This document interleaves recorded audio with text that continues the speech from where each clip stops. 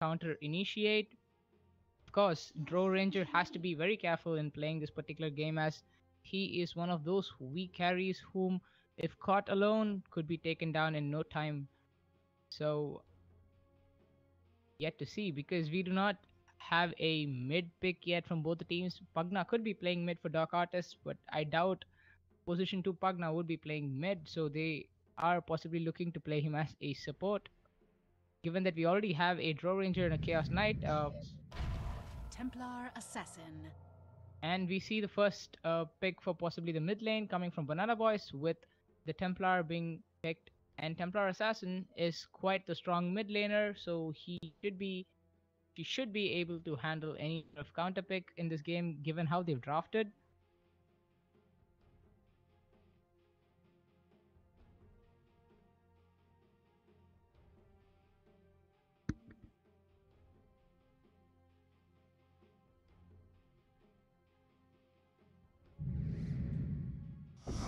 Silencer.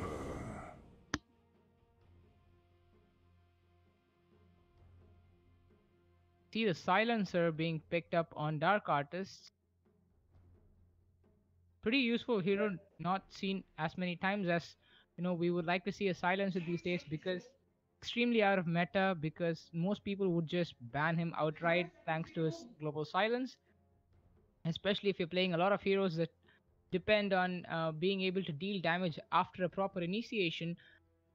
Silencer is one hero that you would want to definitely ban because the moment you do not catch a Silencer out of a possible lockdown or an initiation and the Silencer happens to be there anywhere in the map, he just triggers the global silence and his team just walks away from the fight, or they possibly turn it around and wreak havoc on your team. So, but not as popular as he used to be.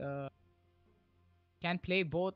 All positions can be played as a support, can be played as a tanking hero, can be played as a mid and a pure DPS carry as well. So offers a lot of flexibility in terms of how they can proceed to take their game, and he is one hero who will keep his in the game for a very long period of time. Depending on how extended the game goes, Silencer can possibly transition across different roles and offer the team the extra buffer they need for them to be able to defend and take it out if they need. Final ban from Team Banana Boys, we have Slardar. Fair ban. Slardar would just completely take heroes like Templar Assassin and Winter Wyvern out of the game because negative armor from Corrosive Haze is just too hot to handle at this point of time, and in this meta is just too annoying. And on top of that, the Corrosive Haze also makes Templar Assassin pretty useless as he cannot meld to engage or engage depending on how he chooses to that skill. Final ban, Juggernaut from Dark Artists. I don't quite know why they banned Juggernaut because, well, Chaos Knight, Draw Ranger are all pretty good in taking the Juggernaut out of the game, but and you do have Silencer as well, but I don't know, they must be not wanting to take the risk of allowing a farm Jugger because regardless of how well you play, if you allow a Juggernaut to free farm, he can just take your team out in no time. Finally, the last pick from Team Dark Artists, a Necrophos, extremely strong pick, overpowered according to a lot of pro players in the current meta, thanks to Ghost Shroud and that extended cooldown from Reaper Scythe. But Team Banana Boys respond quite well to that pick by picking a Wraith King, so this will be quite interesting. They have a lot of lockdowns, Team Banana Boys.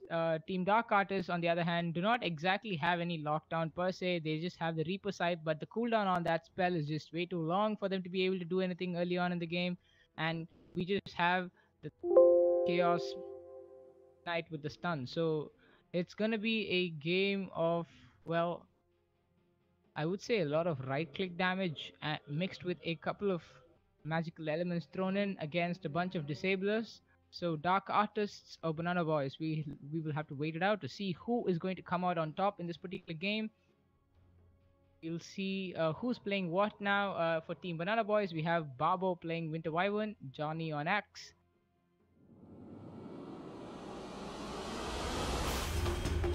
have Mahi Mar Raha Hai on the TA, and Funky Monkey on Ogre Magi, and sorry, yeah, we have the real, have the usual. Not too many people like the annoying. What do I say? The startup animation, and had to bat through that. So yeah, repeating the draft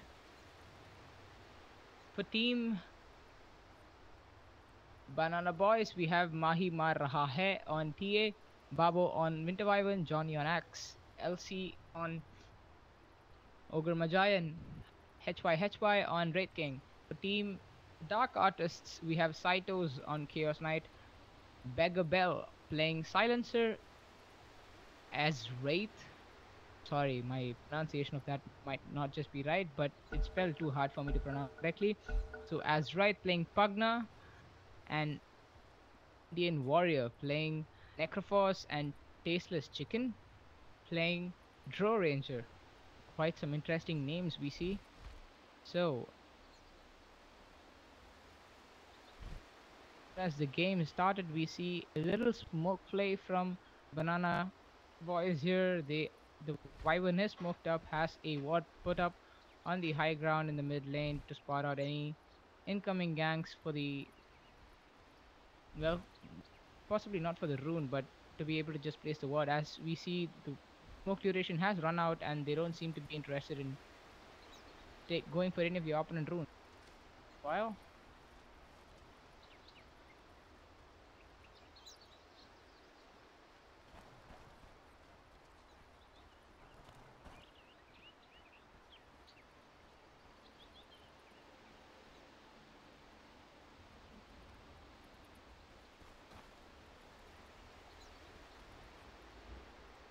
both teams not wanting to engage the other for the runes, so they'll just be happy taking the 2 runes that they have. So we're possibly going to be seeing a silencer.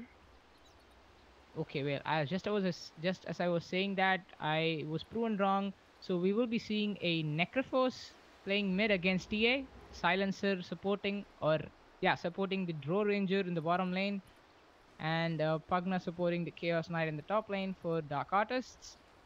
On team Banana Boys, we have TA in the mid lane, and Axe and Winter Wyvern in the top lane.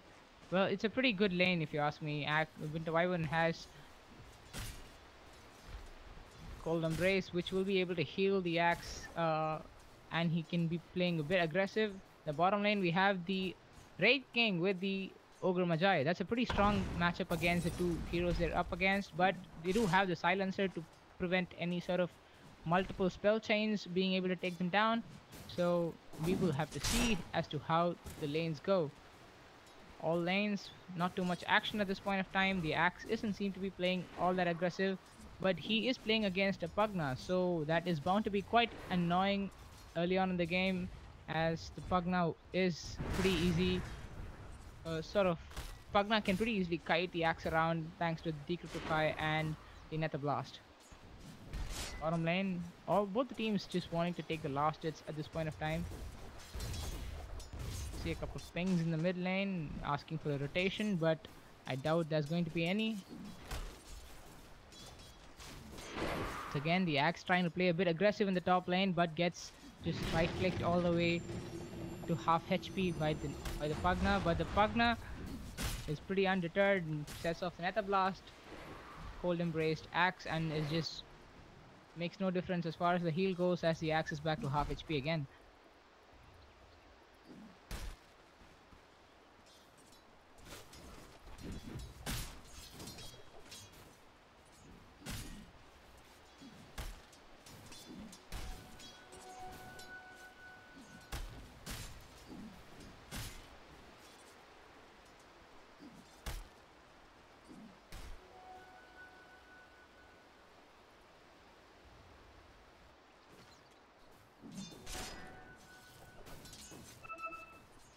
First couple of runes have spawned. We have the Invis rune, but no team be wanting to go for it.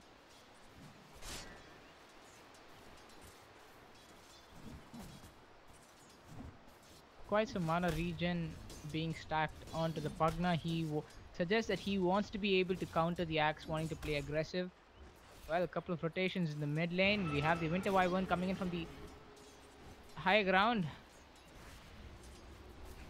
Sets off his Q, but is not able to catch the Necrophos as he spots the Winter Wyvern out and is hugging the tower to be able to not go down.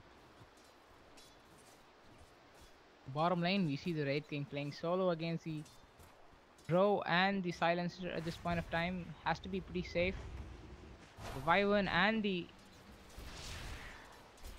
Ogre Magi just hiding it out in the trees, wanting to, get this pick. And the Ogre Magi will be coming in. The stun comes in on the Necrophos, and Necrophos will be able to survive this thanks to Ghost Shroud. The Ignite Bix barely any damage as the Necrophos has scaled up 2 levels on his Death Pulse, so that the heal will be able to keep him alive and he barely loses anything in that fight.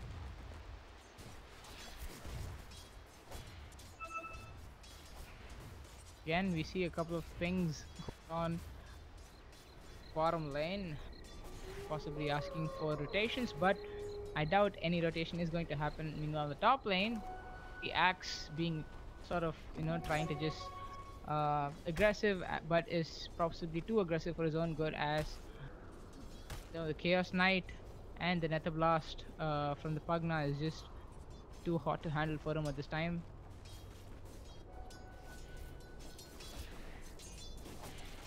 Even, but the Wraith King is matching up with the farm levels of the Pugna. Mid laners farming pretty slowly, I would say.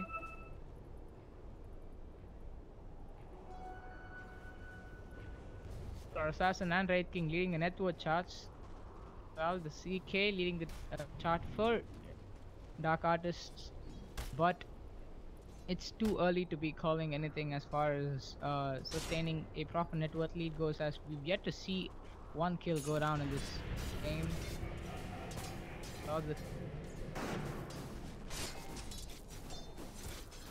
the last word being triggered off on the Ogre Magi, but it's level 1, so it barely does any damage, and the Ogre Magi did not want to cast any spell. Meanwhile, initiations being set off on both the heroes. Wraith King trying to body block the Drow, but the Gust will pull them off. But the Wraith King is giving the chase, trying to get the kill with the Wraith Fire Blast. But the first blood does come in, and Drow goes down. But a rotation comes in from Pugna. Wraith King is trying to juke them off, is heading towards jungle higher grounds.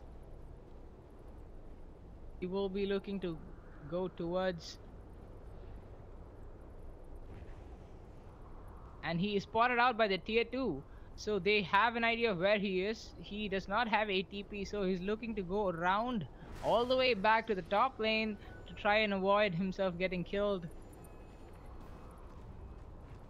The Pugna will catch up, but no, he does not go for him, and he is going back. Extremely unlucky for the Drow Ranger there. Wraith King knew what he was doing, gave the chase, dived the tower, got the first blood, and that's all that matters, because he now has quite the farm and is second on the net worth chart. Well, the difference between him and the TA at all. 100 gold at this point of time in the game makes no difference. It's all a couple of last hits difference.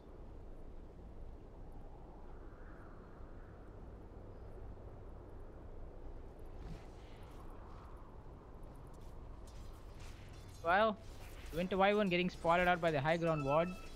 He does have vision of the Pugna, but doesn't really worry about getting killed, as he is backed up by the TA and the Ogre. TA has a double damage rune, will try to initiate, but is immediately initiated upon by the Necrophos. The Cold Embrace comes on the Winter Wyvern. The Nether Blast almost takes the Winter Wyvern out, and he is taken down by the Necrophos. Went in too early without seeing the Pugna coming in from the behind and flanking them out. Pugna still staying his ground in the mid lane, not wanting his Necrophos to die. Necrophos is pretty unafraid of the TA, but No, it's a TA with a double damage. He could just, kill the Necrophores in a couple of hits if he manages to get the milled off. Again, Wraith King being subjected to harass in the bottom lane. He is level 5, so he still does not have reincarnation on him. So, see a lot of arcane curse spam coming in from the silencer. So, once again, it's daytime and it just dawned day at the right moment. Meanwhile, in the top lane, we see the Axe missing his call and the Winter Wyvern being reality rifted in towards the CK, and he dies off, but he does manage to get the Articas off on to the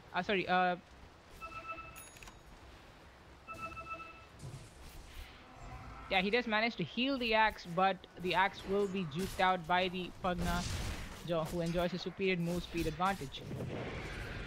Well, we see the Phantasm coming in from CK meanwhile gets taken down by the Refraction Templar with the Refraction charges, taking all the hits, and Refraction is still up and they will be taking down Pugna as well. Top lane going on after the Axe and the TA, not seeing Refraction being up on the TA and possibly underestimating the number of hits it could take, as he thought he might have not skilled it as much.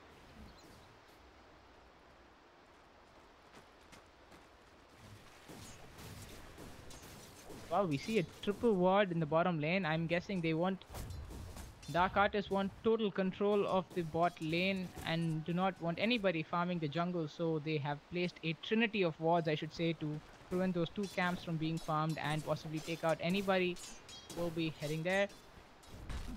We see a rotation coming in from Pugna towards the bottom lane. He has TP'd onto the shrine and is making his way to the lane. They have quite a lot of slow with the Decrypify, Frost Arrows and the Arcane Curse, so they can quite easily take down any one hero if they initiate upon him, but they do have, quite a number of stuns to work against here, so they cannot possibly have an easy time as they would like for it to be. Pugna's ward is there, but at present they are operating out of the range of the ward. It does have a tremendous range, but this is too far from it, and the Ogre will barely be getting any damage. But they are now, the ward has gone down. They are going after the Pugna, and Nether Blast comes off, but the Pugna might just survive it here with the jukes. Sets up the ward again, but the ward is being taken down by the TA. Silencer takes out the Wraith King, but is taken down by the Axe, who's rotated to the bottom lane, and we have a 5-man fight here with the Wraith King going down and the Drow surviving, with the Silencer and the Pugna going down in a 1-for-2 trade. Quick rotations coming in from Team Banana Boys as they look to take control of the bottom lane, and the Silencer is caught out by the call, and stun comes in, and Silencer is taken down just as fast as he died, and Pugna once again sets down the ward, and the ward will be there to, well, it won't be there as the TA is hellbent on taking it down. TA is melted down right next to their ward spot.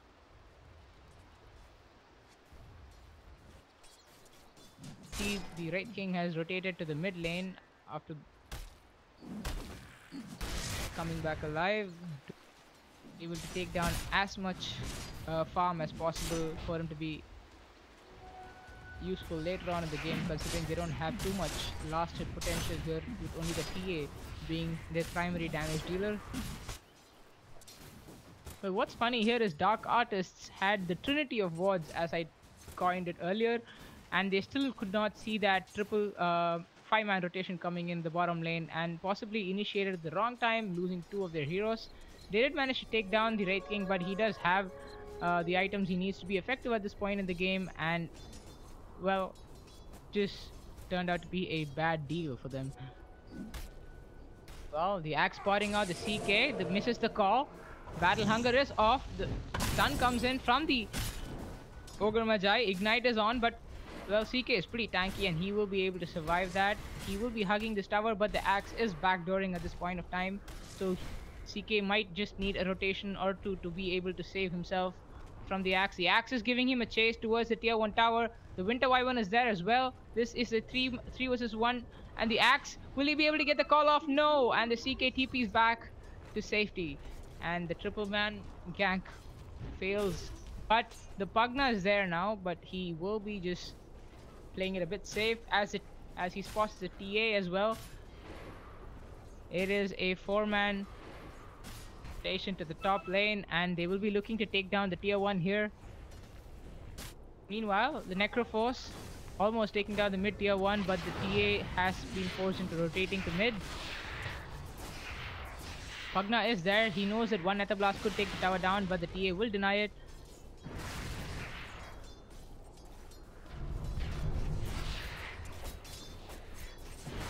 Necroforce taking quite a number of hits through the Psyblades.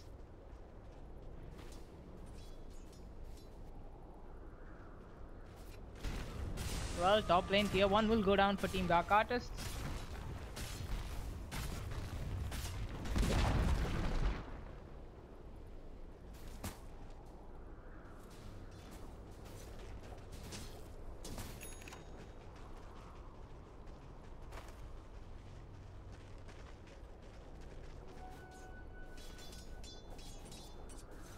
A lot of pings onto the bottom lane near the tier 1.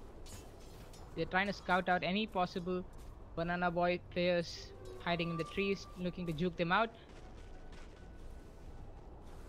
The Drow will be pushing on to the tier 1 tower, but so far no signs of a TP from Team Banana Boys. Finally, we see the Axe TPing on. He does not yet... Well, he does have the Blink Dagger now, so he can quite easily initiate, but we see the Silencer there. The call misses absolutely onto the Pugna, and the Arcane Curse and the Frost Arrows will be there. The Axe will be sucked off his life, but the Arcane Curse finishes him off as an absolutely terrible initiation goes off. Meanwhile, we have a fight coming in, and the Reaper Scythe will take out the Ogre Magi, who has been cornered out by 3 heroes here. Winter Wyvern and the TA trying to push up higher ground, but the Nether Ward is there to deter them. They will be getting back to the safety of the tier 1s. Dark Artists have created quite the space for themselves to be able to take down the tier 1 in the bottom lane, not being able to force any rotations at this point of time, as they are pretty strongly dealt with Banana Gaming the past couple minutes or so. A Dagon being picked up by the Necroforce straight after a face boots, so Necroforce is going to be looking to deal a lot of nuke damage. This isn't going to be your average support Necroforce, because that's not how people play the hero in the current meta. Once again, bottom lane hyping up a quite fight. The Axe does have the blink. The Pugna comes in, decodifies the TA, walks back. Again, the ward placement absolutely wrong from the Pugna, and the Nether Ward goes down within a matter of seconds as it was placed. The Axe is looking to lurk around the side, lurk around by the side, hoping to catch 1 or 2 of the TA players using his blink call, but I don't think it would be possible as they've back to the tier 1s. Drow is going towards the haste rune, so he might just get caught out here, but no, they do not spot the Drow as they don't have the wards there. So this will be a fight for the tier 1 in the bottom lane for Team Dark Artists, but I think they might just be able to take this fight as they don't have the vision that they need. They have the vision that they need to be able to see any sort of initiations coming. Necroforce will be rotating bottom as well. The Axe has chosen to go back into jungle farming as they feel that he has to be present for. Banana Boy still wanting to engage and try and take down the bottom tier 1 tower. 3 people versus 4. Raid King in the top lane trying to farm up as much as possible. He is still third in the net worth chart behind CK and the TA. The TA has played an active role in all the fights up until now. CK has been farming on his own, pretty much like this Raid King as well.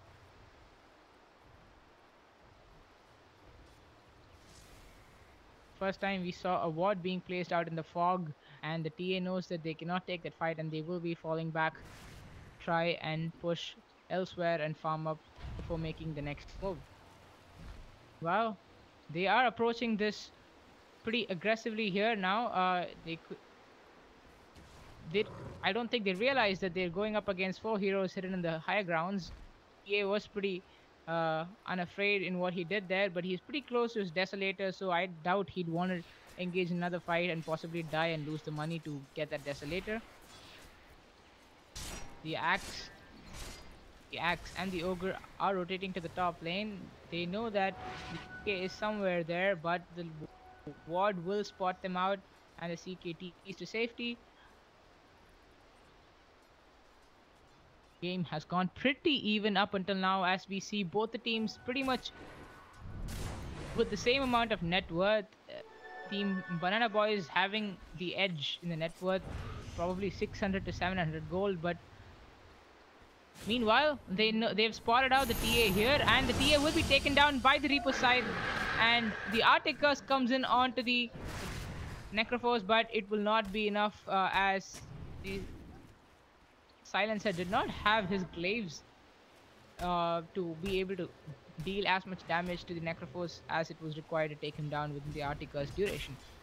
The axe will be pushing on the tier 2 at the top, and he is up against 3 heroes here with the Drow, but he blinks away. He is going into the trees, but the Pugna spots him out. The Decryptify comes in. He is looking to TP away, but the duration, he TP'd back to his fountain, and the duration was just way too long for him to be able to survive, and the life drain and the frost arrows finishes him off. Team DA making quite the plays here, as they have gotten quite a good amount of map control thanks to their wards and are making the right rotations required to prevent any sort of incoming onslaught. The Wraith King has a Shadow Blade here, not wanting to go for the blink to be able to pop the surprise onto Dark Artist. Shadow Blade on a Wraith King is pretty useful, and if he manages to turn that into a Silver Edge, he could quite easily take down the Necrophos or the Drow, thanks to the auras being thanks to the passives being disabled by the break.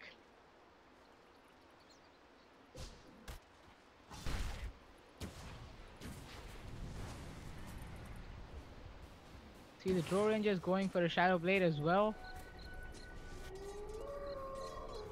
Well, Silence playing support here. Not position 4 Silencer that you would normally see picked up in pro games, playing support with the mana boots and all that. So we have quite the balance going on as far as Team DA are concerned. Pugna treading very closely to danger here with the TA and the Winter Wyvern up in the high ground, and it is nighttime, so he does not yet have vision of who's there and who's not. That one hit through the side blades and the Desolator was enough damage for him to be able to stand there behind the creeps for long, and he decides he should not be out there. But the TA will be going after the Pugna here. Meanwhile, we see the global silence being called in as the CK tries to make his way to try and get the TA, but the CK hasn't triggered his ultimate yet, and the couple hits from the TA will deter him away. But the Silencer pretty unafraid, venturing out in the high ground without any wards, but making his way back after he realizes it's a wrong move.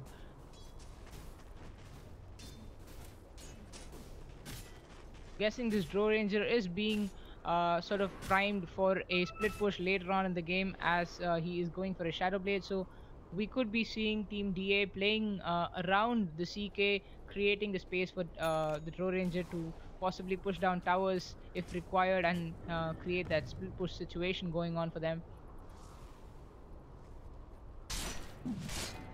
Wraith King hasn't come out of the jungle or come into any fights since the first blood, as I would say. Just been constantly farming. He's going for that straight I'm guessing Echo Saber. I have to see their courier to see what's on it. Yeah, he is going for an Echo Saber here. Well, the TA being taken down by the Necrophos thanks to the Reaper side. TA quite easily being caught out. As you know, the refraction charges are just melted down by the Silencer's Arcane Curse, and they are quite easily able to take the TA down. And you have to keep in mind that Banana Boys here will be in quite a good amount of trouble if they lose the TA or the Wraith King early on in the fight. Wraith King, of course, does have the reincarnation, so he's not going to be killed off that easily. But he's yet to be seen in a team fight since that first minute gank. Since that first blood gank. So it has to be seen as to how he wants to be able to help his team here. We could be seeing quite the rat Wraith King as well, because he has a Shadow Blade upon himself and he doesn't want to be looking to build a Silver Edge. Or he might just build a Scepter and annoy the hell out of DA here, as all of Team Banana Boys heroes have quite the lockdown ability, and even if they die, they can still take the team fight and wipe out the opponents, preventing any sort of high ground pushes and buying them the time to be able to select and get themselves going forward to getting the game.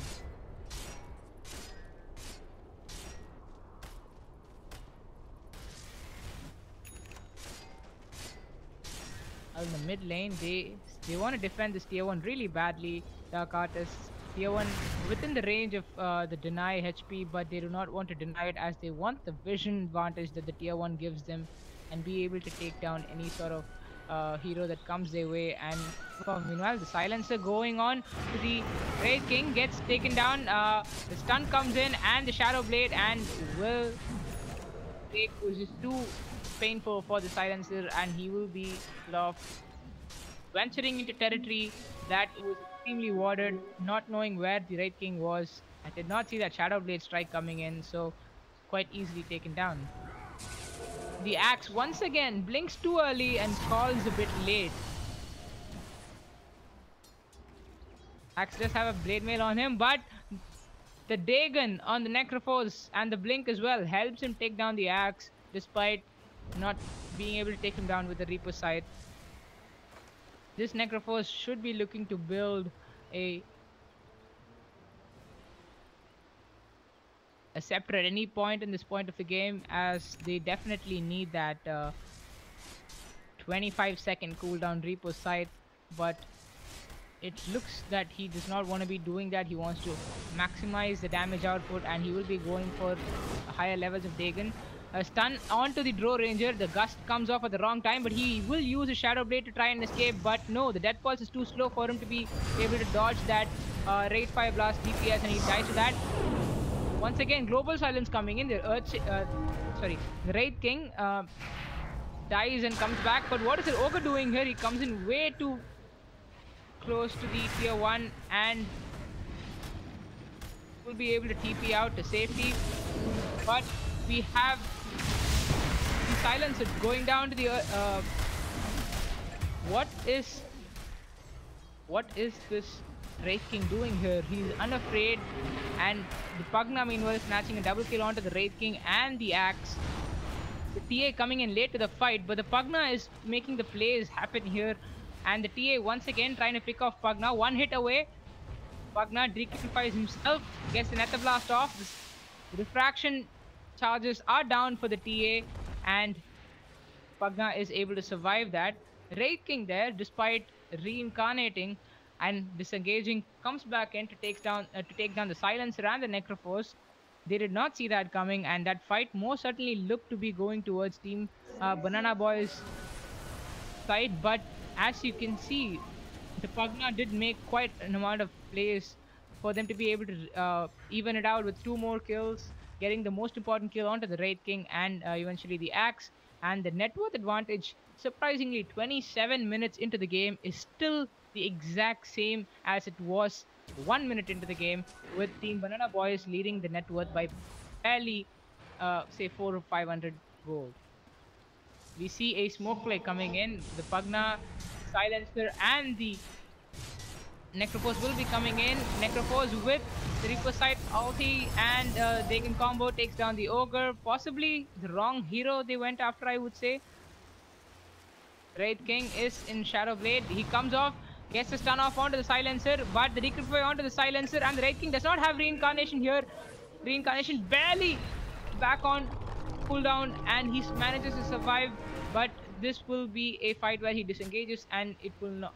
It will just be the one-on-one, one-for-one trade with the silencer going down, and that was quite interesting to see from Team Banana Boys not wanting to just run away because they spotted three heroes there with the Raid King going in. He was extremely lucky to have had his. Meanwhile, in the top, we have the TA manages to disengage thanks to the blink that he has and held. Dust being set off probably a little too late, probably a second too late, and that helps the TA escape. Yeah, as I was saying, the Wraith King extremely lucky to have his reincarnation cooldown finish off barely a second or two before he died. So that helped him reincarnate himself and stay alive. So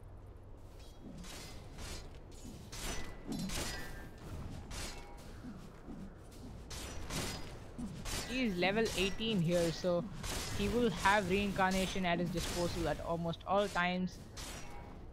And they do not have any sort of mana burn apart from the Nether Ward, and I doubt Nether Ward is going to do any significant mana depletion damage to the Wraith King, given the only spell he has is the Wraith Fire Blast.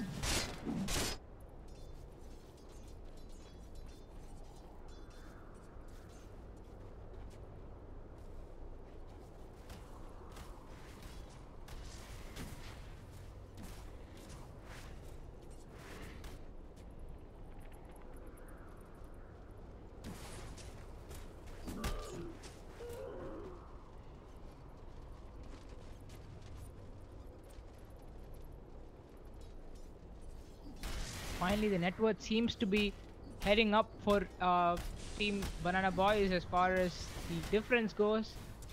The Wraith King making the plays in the last couple of ganks and has managed to get himself to the top of the net worth chart, leading the TA by about 2k gold. He has a BKB here, so that will prove to be quite influential in times such as this when the global silence is triggered. The BKB could just be switched on and keep up the silence.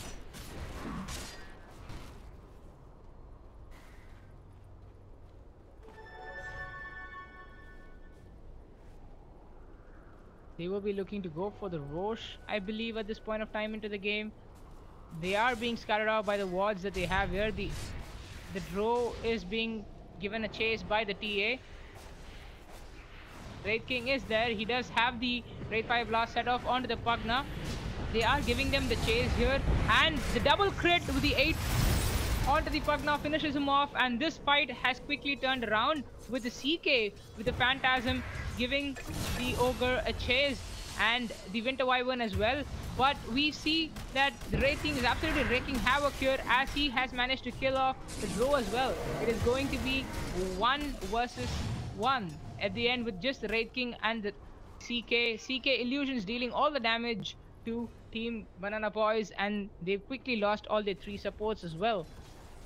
This is going to be quite the battle of carries here, and it depends on who can play the game better, as CK and Wraith King are quite evenly matched as far as item progressions and the game control goes.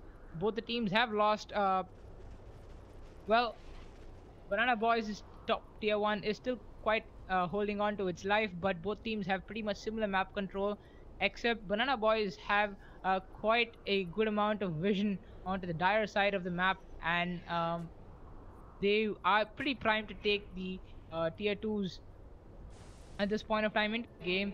Wraith King, once again, if he manages to get the initiation off earlier on, could possibly just save his teammates. I think a Scepter just could be coming in from the Wraith King here, but no, he's going for a Mjolnir. He is going to be quite the DPS carry, as the TA is taking his own time to get the items done. He is going for a Hurricane Pike at this point of time into the game. So we'll see 2 DPS players played by Banana Boys, and they will be looking to go and try to take Roche as soon as possible, as they want to be able to push the tier 2 and move on to the high ground at this point of time into the game. Wraith King still hasn't built a Silver Edge. I'm guessing he just has a Shadow Blade for this early game purpose of being able to initiate and get the early kills, but he just set it for something else later on, which I hope is a scepter.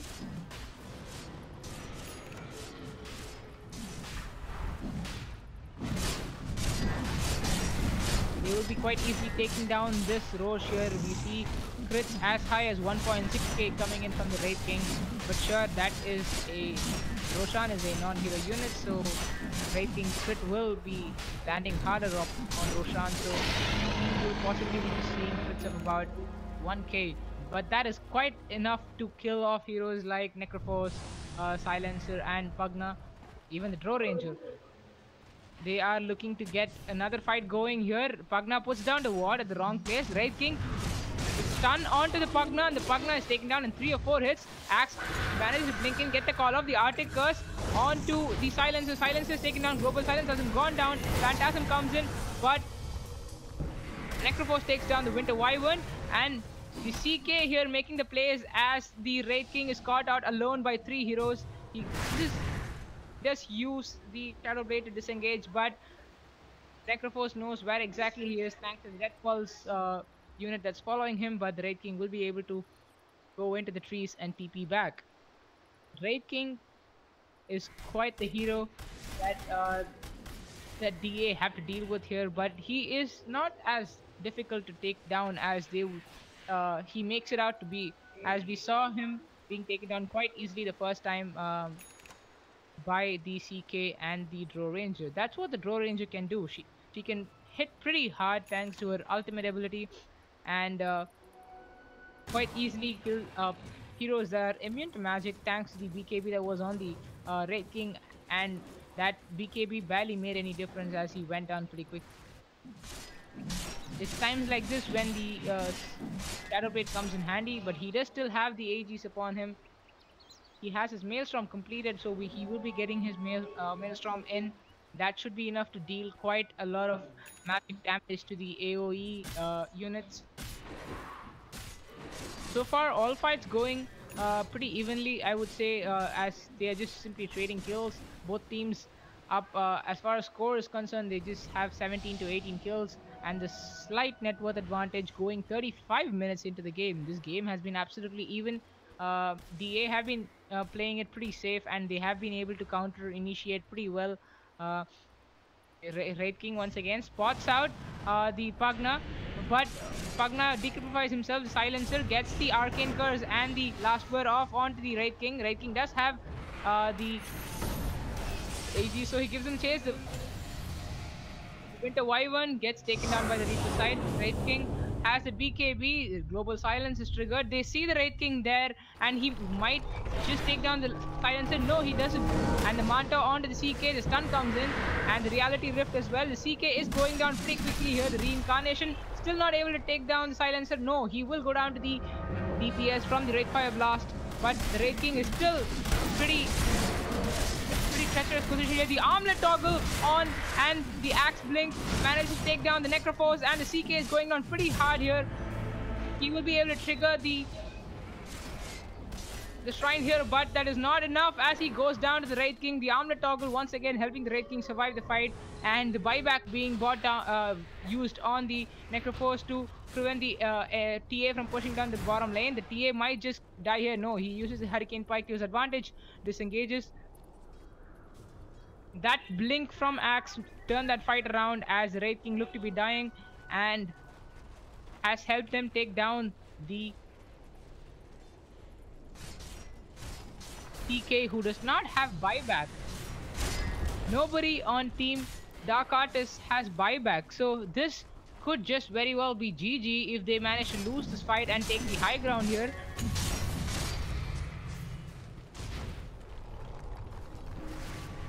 Wraith King has died. He does not have the AGs, and his Reincarnation is on cooldown. They will be looking to wait it out. It's just a 30-second span of time during which they can try and get more utility onto their team and try and possibly push down another lane. Meanwhile, TA pushing down the bottom tier 3 tower thanks to the haste. They are looking to take down the shrines at this point of time. Quite a good amount of attack speed onto the Wraith King, and he does have the Mjolnir on his stash, and he will be getting it soon enough thanks to the courier picking it up right now. This game has quickly turned around with that last fight going towards Banana Boy's way, and they now suddenly have a 11k net worth lead, and the Wraith King is absolutely unkillable at this particular point of time into the game, and they are finding it extremely hard having to focus upon him with heroes like Winter Wyvern with the supplementary abilities such as Arcane Curse being able to keep their carries under lockdown. The Axe, as bad as he has been early on in the game with his blinks and calls, did make quite the difference, and I would say if Banana Boys go on to take this game, that Axe blink call was possibly the turning point that turned the game around for Banana Boys. So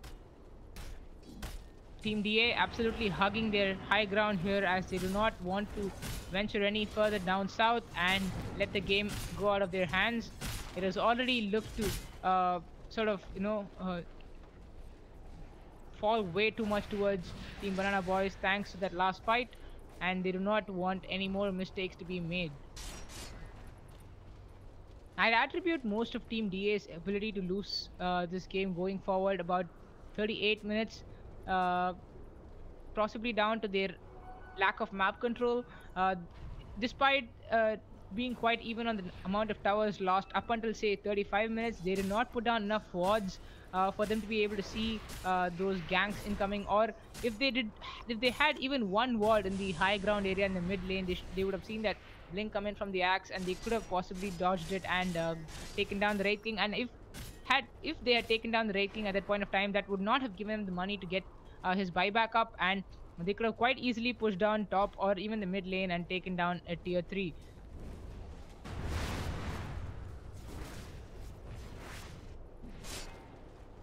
Banana Boys regrouping down mid with the TA top. They are looking to split push this, and they can pretty easily do so here with all the diversion, with all the attention going towards the Wraith King, creating the diversion needed for the TA to be able to take down towers. The TA does have a Deso on him, so he will be taking down towers in no time. The global silence comes in, but the BKB will purge the debuff, and the CK is going to be able to use his ult. No, he won't be able to, and the Articus is up on the Pugna, and the Pugna will go on the Necrophos. The Necrophos goes down, and the CK finally uses his Phantasm, takes down the Axe. Meanwhile, the top barracks being quite easily taken down by the TA. Like I said, the distraction is on point, and the TA is able to blink out and post off himself to safety.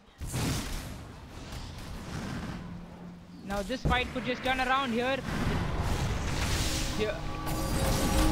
Wraith King has been taken down, but TA and the Winter Wyvern are there, and the CK goes down. He does not have buyback. And he is down for 83 seconds, ladies and gentlemen. And the Necrophos does not have buyback either. Two of their most important heroes down for about a good 30 seconds, and this should give them the time to take down. The Silencer goes down as well. Netherward is down, but they cannot help but lose their mid-racks as well. This Pugna tries to suck out as much life as possible from the Wraith King, but Armlet Toggle helps the Wraith King, and the draw just might go down here, and Pugna almost going down to the side blades, and this game has slipped absolutely out of control for Team Dark Artists, and Banana Boys are on their way to victory with all the 3 lanes of racks going down, and they have claimed their mega creeps here, and the GG has been called by Team DA, and this game in the initial rounds of CI Season 2 online qualifiers goes towards Team Banana Boys. And 41 minutes, ladies and gentlemen, for 35 entire minutes, this game was as even as it could possibly be, and in 6 minutes and 1 axe call, this game has absolutely turned its way around, and Banana Boys have taken this game. Quite an amazing game for me to watch and cast, and with that I will be signing off. This is Kuza. Have a nice day, ladies and gentlemen.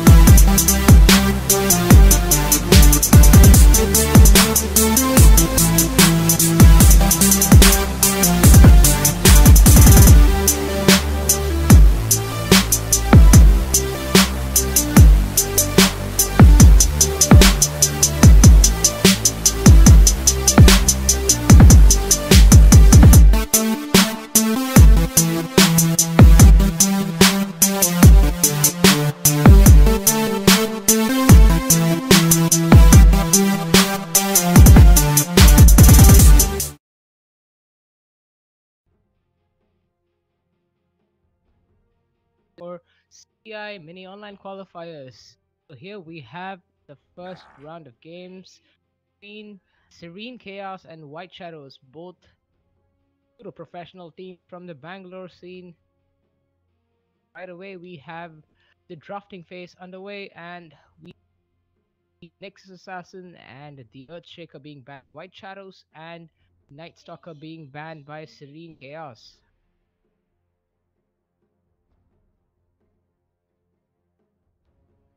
These bans reflect how the professional team think. They do not want tables and heroes that can disrupt a team fight in a manner such that the fight never did, and sort of impacts the overall turnaround in a particular in game, depending on how these have their skill, the type of play up to. So we see the Necrophiles being banned as well. As I was saying, professional teams normally ban heroes that have long disables. That explains why Night Stalker, Necrophiles, Earthshaker, and Nyx have all been banned.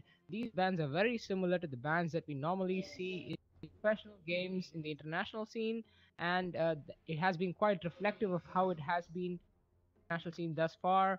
And what I would say is, compared to what bans we've been seeing among the other teams, which are pretty much amateur, I would say bans make a lot of sense, and this is what typically Silencer. defines the duration of the game.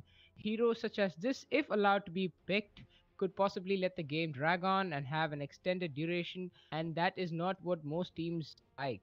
So, straight away, let's talk about the heroes that are being picked. We see the Silencer being picked for Serene Chaos. Silencer, as I had been saying yesterday, is one hero who can pretty much turn any fight around with his global silence and has the ability to transition across various roles and types of plays that are required from any particular hero. He is a hero who's typically picked as a number 4, can play mid lane, can play off lane, can play safe lane, can play as a core or as a support, and can also be quite the useful ganking hero. So having the silencer as your first pick gives the team the ability to leverage their play against White Shadows should they be forced to sort of lose out on map control and later be come back. White Shadows, with their first pick being a puck, are looking to sort of go around certain heroes that have a lot of AoE damage, I would say, because puck with the Dream Coil does get a lot of people locked down within a specific area of effect. And that could possibly prompt, say, a pick between Venomancer, Ancient Apparition, even an OD. But Puck typically plays the mid lane, so we do not normally straight away say who is this hero that they're going to be picking for the AoE damage, but we do, however, see the puck being played in the off lane and as a safe lane support in the quite recently in this particular meta. So we have the Batrider being picked up on Serene Chaos. Batrider extremely effective in keeping a hero locked down for an extended period with the lasso and still loads of AoE damage with that Firefly. So see the Vengeful Spirit being picked up in return. Quite a good counter pick, I would say. Has the ability to swap out a Batrider should they get the high ground vision. And Batrider, if he goes down before the fight even starts, that could very well mean the fight is not going to start at all. So, pretty good picking from both the teams as far as counter picking goes. But we've yet to see any course come out yet, so we will not be making that.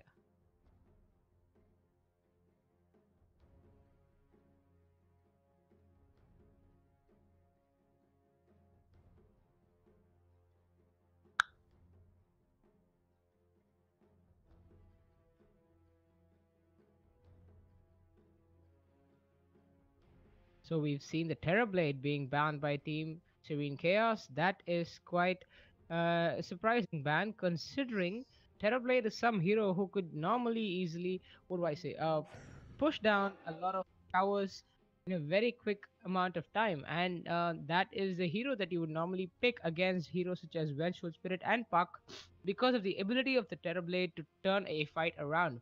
The Terrorblade could simply just outlast a puck and could take down Vengeful Spirit if he has his meta and his illusions with him. He, a swap isn't really going to Terrorblade. Plus, he does have that ultimate ability in Sunder, which gives him the ability to turn one-on-one fights around really quickly with the ability to swap lives with his opponent. So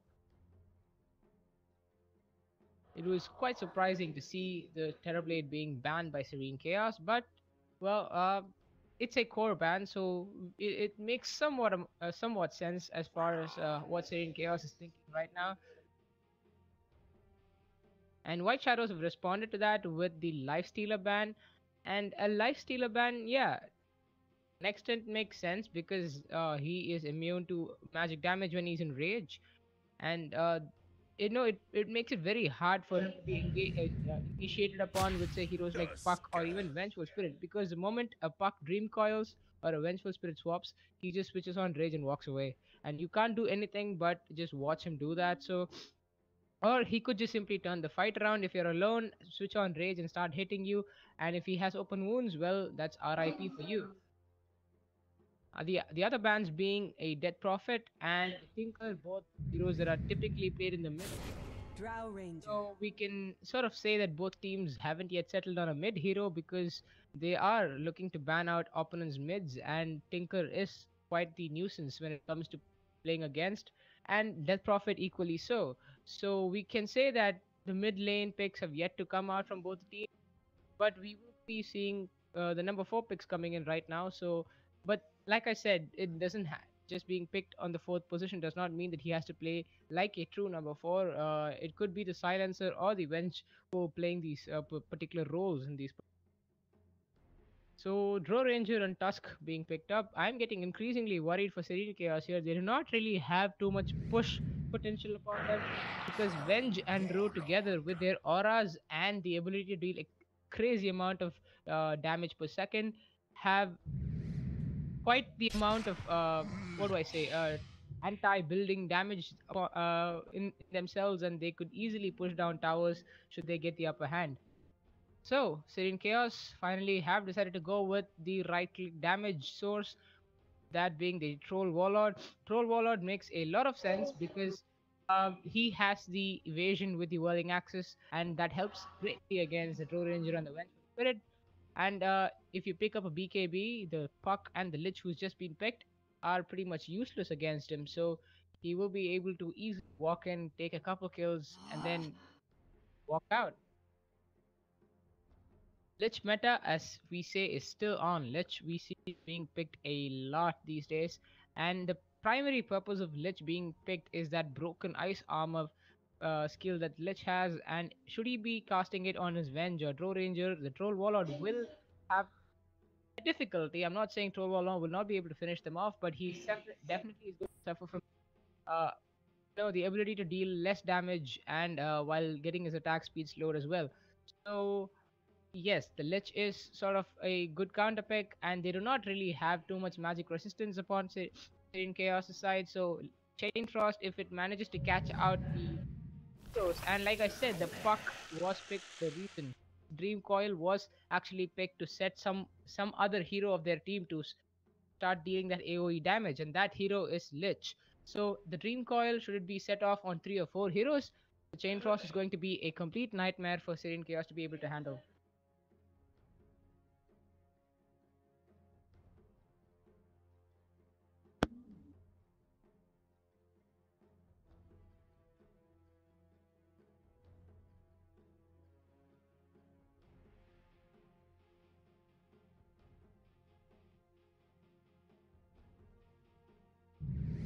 Alright, so the final pick from Team White Shadows is a Viper, and Serene Chaos respond to that with a Monkey King. Alright. Um well, if I were to comment, White Shadows have uh, a better physical damage potential in this particular game, given that they have the Vengeful Spirit, Bro Ranger, and Viper. Trust me, a Viper with a Mask of Madness and a BKB, as we've seen earlier in this tournament in the first season, can be one hero that they cannot stop, and he will just push down towers at a crazy pace. So they have a lot of ability to deal physical damage and take down, push down lanes take down towers, whereas Serene Chaos are built in sort of more for the ganking types, or rather, they will be looking to fight and win fights and then make their move. Because White Shadows, should they be picking up, say, a Shadow Blade on the Viper or the Drow Ranger, well, these are heroes that are extremely out of meta, but they are still pretty relevant given the type of meta that we're in right now, which is the pushing meta.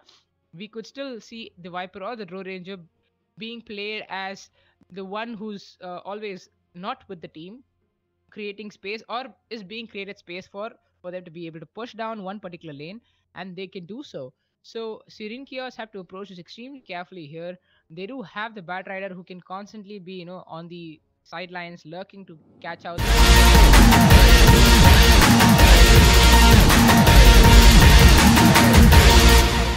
So physical damage have the advantage, but Serene Chaos, they do have an extremely strong 3-star carry in the Troll Warlord. So if they manage to get him this is space to farm up and get the right items, then the Troll Warlord could very easily take the game away from White Shadows. I'm not saying that the game is currently inclined towards White Shadows, but from the picks that I see right now, the early game is most definitely going to be sort of sided towards White Shadows, as they have the ability to push down towers very quickly in comparison to in Chaos.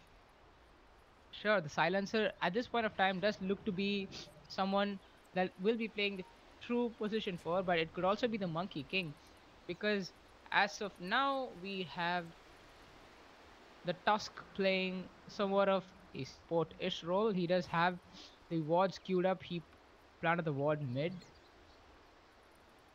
So Tusk will be playing support, whereas the Troll Warlord is going to be playing what? Okay, that's new. The Troll Warlord is going to be playing mid, considering that he has the 2 Shat Tangos and the Poor Man Shield. So that is absolutely what do I say? Troll Warlord mid gives me a lot of nightmares, because I'm not a professional player, but the few tournaments that I've played in, I've failed extremely bad with Troll Warlord and played mid. So I've been flamed quite a lot by my own friends for doing so. So this Troll Warlord surprises me, but at the same time, I will be looking to learn a lot from this particular troll, considering he's going mid. We do have the Bat Rider as well. He will be looking to play the pseudo core role, where he will be playing off lane and looking to get that blink picked up as soon as possible. Kicking around fish, using Mischief to turn into Courier. So we don't quite know as to what his agenda is here, but he will be looking to make his way back to Rune. They will not be engaging the opponents in any sort of rune fights, at least for now. So we will be looking to get the game underway as quickly as possible and see some lane matchups. The Puck is most definitely expecting to go up, go up against the Monkey King or possibly the Silencer. So which I'm guessing he guessed right, because I see the Silencer and the Monkey King in the. Meanwhile, we have the fight for the rune going up top. The Tusk did bit early. Nice shards. Will he manage to survive this? The Venge is giving him the chase. Venge does have the magic missile on him, but the Tusk will get to safety. But no, Venge is within. He is within the range of Venge's magic missile, but the Venge decides no, it's not worth it, and he goes back. All right. Meanwhile, the Bat Rider being extremely cheeky, trying to pick up the bounty rune, but no, it was actually picked up by the Drow Ranger. Sorry, by the Drow Ranger, so he couldn't get King being doing as much as possible to keep the Puck sort of distracted. The Puck, like I said, was expected to go up against the meanwhile, Bat Raider being engaged upon the top lane. He will survive this, but that is just a distraction ploy to keep him off the lane, as he can deal quite some harass damage. Puck came into the lane with 8 tangos and 4 iron branches, so he was most certainly looking to be, sort of going up against the Silencer and the Monkey King, meaning that he would be taking a lot of damage while attempting to take last hits in the lane. So he came prepared for it, I would say. And straight away we see the pulls coming in onto the hard camp, and the camp has been stacked as well by the Silencer. But the Puck is there to leech the experience of, and he will reach level 2, so he does have the Waning Rift. He's He hasn't skilled up his second spell yet, so we don't quite know as to what his game plan is. He might go with 1 point in phase shift, as it might be pretty crucial for him to evade that arcane curse that slows him down, or Monkey King's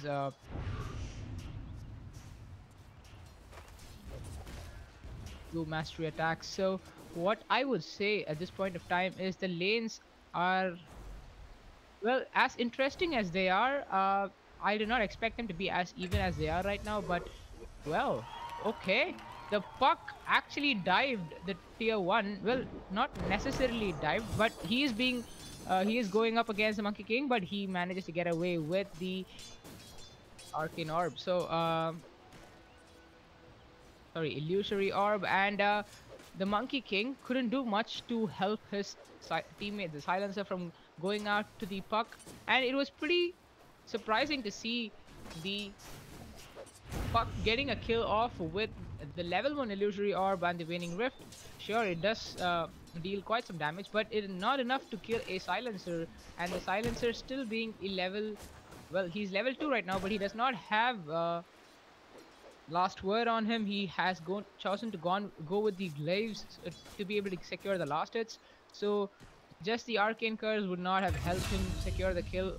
Meanwhile, in the top lane, we see the Lich going down to the Tusk and the Batrider combination, and the Batrider was taken down swiftly by the Venge as well. So we see quite some pickoffs getting underway straight away in the top and the bottom lane, as these heroes are being played to their strengths in getting those trade-offs done, but it is going to be quite hard, and they are initiating onto the Drow Ranger right now, but the Lich will be TPing top, and the TP will complete, and the Lich uses his Q on the Batrider, and the Batrider goes out straight away. He had to he as soon as he came back into the lane, they decided to go onto the Drow, and that seemed to be a bad decision, as the Lich was supposed to rotate, and they managed to secure a kill onto the Batrider. This is not going well for the Batrider, as he should be looking to get his blink as soon as possible, because prioritization is what matters at this point of the game, given how badly White Shadows have their draft going towards them for the pushing potential. Puck once again being initiated upon. The Illusory Orb comes in, but the puck will go down here, trying to do as much as possible to juke them around, but the Illusory Orb going straight on top of the Silencer's head did not help him, as he could only go next to the Silencer and was still within the 300 ridiculous attack range of the Monkey King, which made the Monkey King kill him. Meanwhile, the Troll Warlord going on to the Venge. The stun comes in from the Tusk, and the Venge will be finished off, but the Tusk is almost dead. The Troll Warlord managed to use his axes to slow down the Viper. The Lich goes in pursuit of the Tusk to try and get this secure the kill, but the Tusk manages to get away. He jukes the Lich away, and the Troll will be making his way back onto the lane. No, he is still within the attack range of the Viper, and he managed to juke the Viper out. The last word comes in onto the Viper, and the Troll Warlord quickly turns it around with the whirling axis, and the Viper is taken down. Wow, that was quite the turnaround. I did not expect that. The Troll being extremely cheeky, trying to juke him out, going into the trees and using the salve to distract the Viper and giving him the false hope of being able to catch the Troll. This is extremely good plays from Sereign Chaos, and they've evened it out on the kills chart here with 4-4. Troll has his phase boots completed.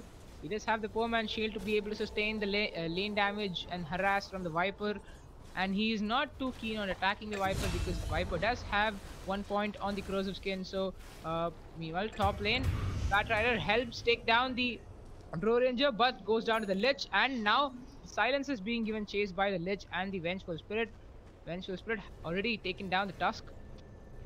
This has just been back and forth for both the teams here, but the one good play that I've seen up until now was that mid juke play from the Troll Warlord to get the Viper to die.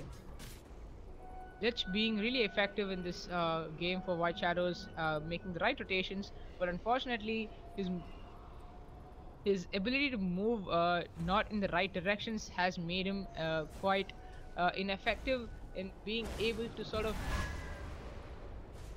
be taken down, I would say. Batrider once again hoping to get pick off, but wasn't able to do so, and he's still only level 4, does not have Meanwhile, Puck using phase shift to try and get the Monkey King killed off. He does go down to the Monkey King, and the Monkey King will go down to the tower. Does keep getting Puck the kill. He has lost 150 gold still that engagement, and the Puck is having quite the hard lane even without the silencer, I would say.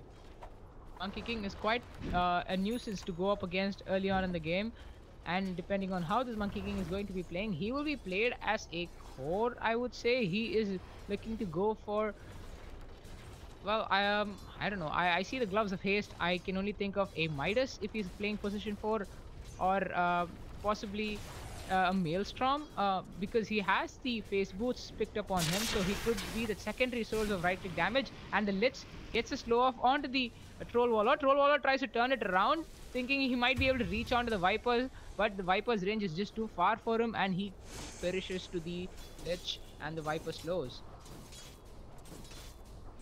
Extremely good ward placement by the Lich there in the high ground in the mid lane. So once again, the Viper going on to the silencer and manages to secure the kill thanks to the help from the Vengeful Spirit in the bottom lane.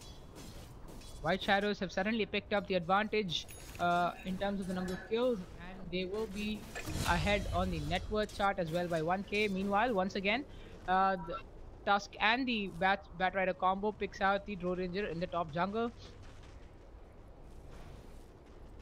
Well, I thought this game was going to be pretty one-sided early on, given the amount of push that White Shadows could be sort of pressurizing Serene Chaos with, but it has turned out to be quite the opposite, as Serene Chaos have done their part to sort of keep White Shadows in check with the regular kills in all lanes, and it is White Shadows who lose their first tower in the top tier 1.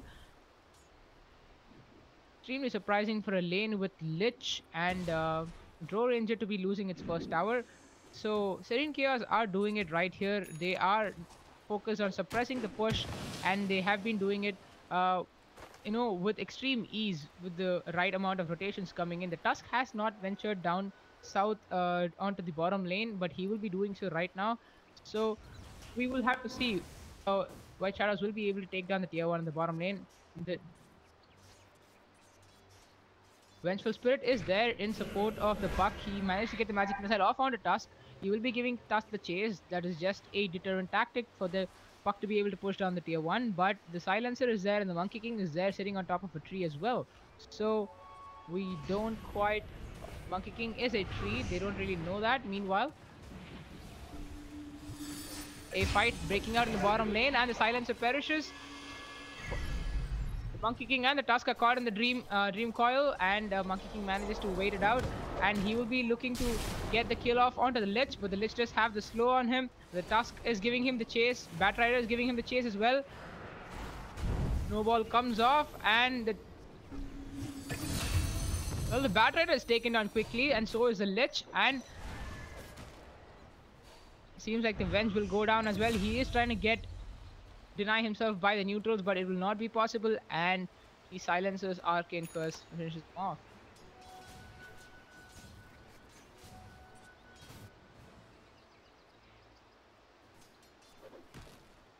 Alright, so it is going to be a Hand of Midas picked up. That is going to be picked up on Monkey King, so he will be playing the pseudo for position 4 role, I would say, as the silencer is being asked to play the support, but he does have a Midas queued up himself, so he will be picking up the Midas as well, so that he has the experience to skill his play towards sort of making the transition towards the right click damage dealer later on in the game. But they're being given the chase right now by the by the Venge and the Lich. The silencer manages to juke them both out, but the magic missile catches him out, and he perishes to the Lich. Monkey King meanwhile jumping on top of a tree and TPing out of there to safety. Viper still does have the advantage as far as the net worth goes. Monkey King surprisingly on top of the net worth chart for Serene Chaos, ahead of the Troll Warlord.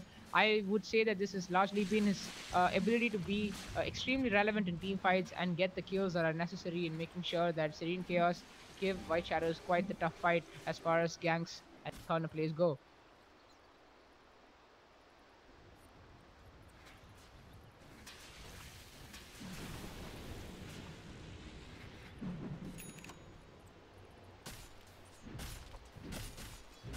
So we'll be looking to go for a Mask of Madness here. He does have the Quarterstaff queued up.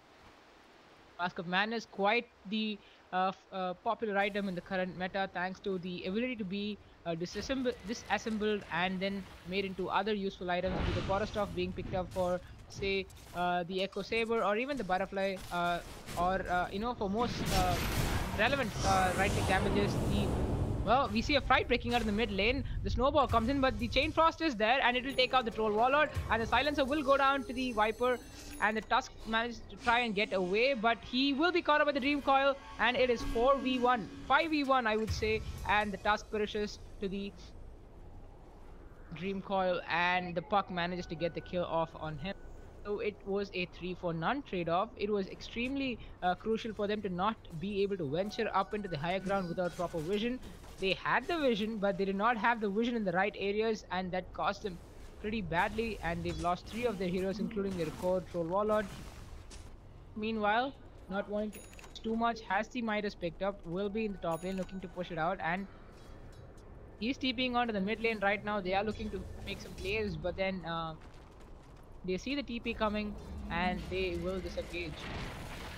The Viper is caught out by the shards, but isn't afraid of that, as he knows for a fact that his teammates are around him for support. But now he doesn't, and the snowball comes on. The throw from the whirling axis, and the axis comes on. The troll is there, and the last word will take out the Viper, but the troll manages to get the kill, and they will be looking to push down the tier 1. The Lich is behind the tower, but it is not going to make a difference as Chain Frost is on cooldown.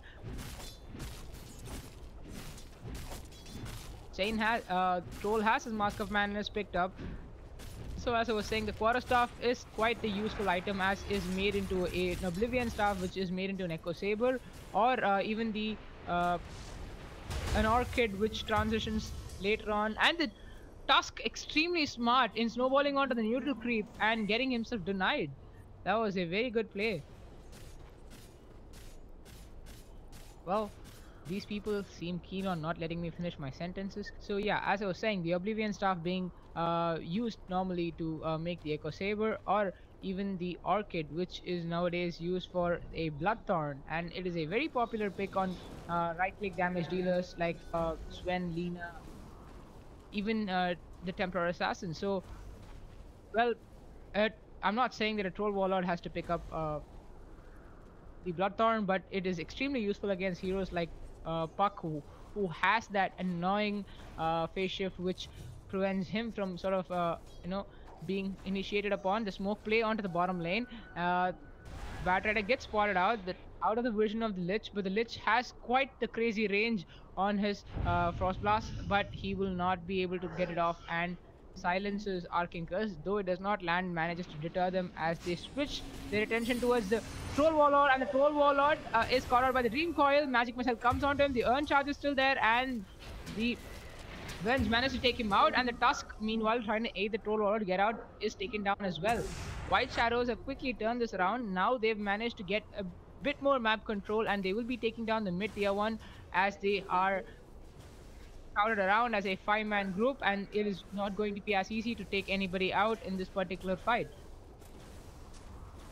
Monkey King we see being TPing on to the Radiant Shrine in the bottom jungle, but they will be disengaging as soon as they pick out the tier 1, and they will be switching their attention to the other lanes. Tier 1 in the bottom lane has fallen as well, so suddenly the momentum has shifted towards White Shadows, as as soon as Sereign Chaos had taken the top tower and they'd made their plays in the mid lane and all that, I thought Sereign Chaos were keeping White Shadows under check, but White Shadows have quite inevitably proven that they do have the early game upper hand as far as pushing goes, and they are making the right plays as far as keeping Sereign Chaos's initiations under check and catching out the Troll Warlord, more importantly, as he is the prime damage dealer. Despite the Monkey King being on the top of the net worth chart, he has not been around for the last few fights, and this has cost Sereign Chaos absolutely greatly. And we see once again a smoke play coming in from the Lich and the Venge. They will be looking to spot out the Troll Warlord. They are going on towards the Radiant Shrine in the top jungle, but they place that ward, nice ward behind the tier 1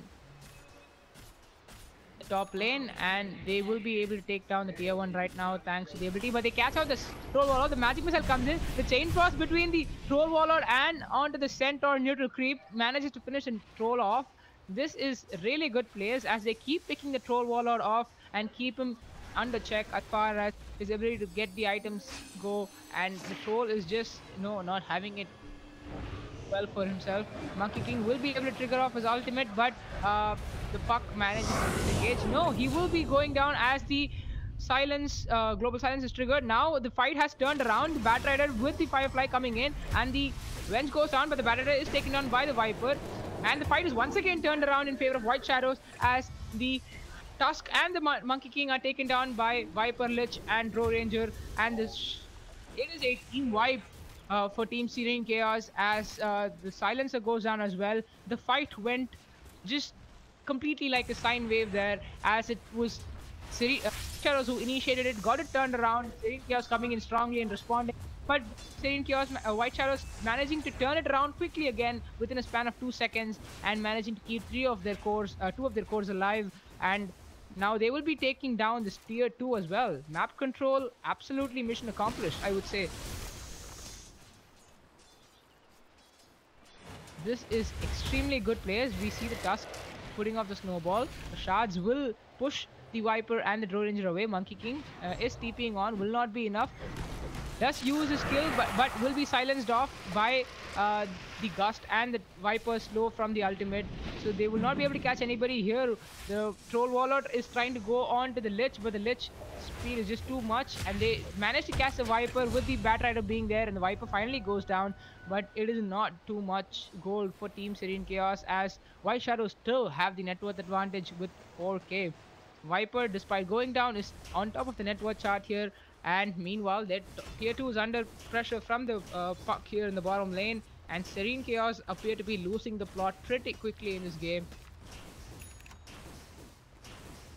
Early game pressure, as I suggested, is just clearly not working out for him. Monkey King ultimate, and Lich finally does go down, but the Chain Frost is off. The Tusk will go down, and the Monkey King and the Troll Warlord has gone down as well to the Chain Frost. This is absolutely amazing place from White Shadows.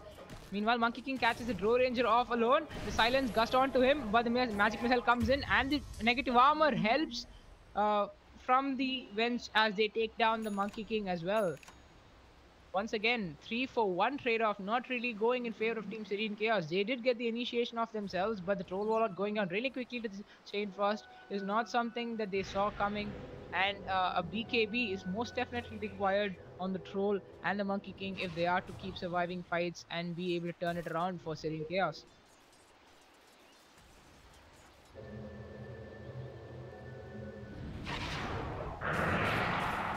See the Troll Warlord going for a Yasha here. He will be looking to probably switch it up to a Sanjay and Yasha or a Manta, depending on how the particular requirement of the situation is. But I don't understand why he's not queued up a BKB, because his team does have the lockdown for him to be able to land enough hits and get the kills. So he should be prioritizing a BKB at this point of time instead of going for the Yasha, maybe for the extra move speed and the attack speed, but that isn't going to really help if they're going to keep getting caught out like this. Well, Tusk getting caught out by the Dream Coil, Waning Rift, and the Orb Lasso onto the puck. Firefly is there, the puck will go down, and the Tusk goes down to the Viper, but the global silence was triggered at the wrong time, and Sereign Chaos are being given the chase by White Shadows here. The Viper almost chasing them onto the high ground, but deciding it was not worth it, and they will be disengaging. And the tier 2 has fallen the bottom lane as well, and Sereign Chaos have quite the map control here. The Bat Rider giving chase to both the Lich and the Venge, but they will turn the fight around, and they will be taking down the Bat Rider. The Earth Chargers are there, and that was quite a good Chain Frost by the Lich, and the Bat Rider and the Monkey King go down thanks to the Viper making the rotation. That was absolutely amazing counter plays, turning it around, knowing that the Viper was just around the corner, making his way on from the ward spot.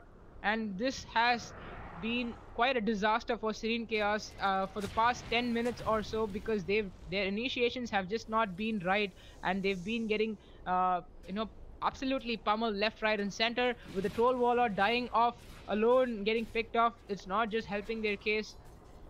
Sereign Chaos will be possibly facing elimination from the tournament should they lose this match. So they will be, they should be making some plan or the other to be able to withstand the high ground push and turn this game around. Troll Warlord once again in a very treacherous position, I would say, and he is right onto the middle. Gets picked off by the Viper ultimate and the silence from the Gust. He will go down to the Viper ultimate. Yes, he does.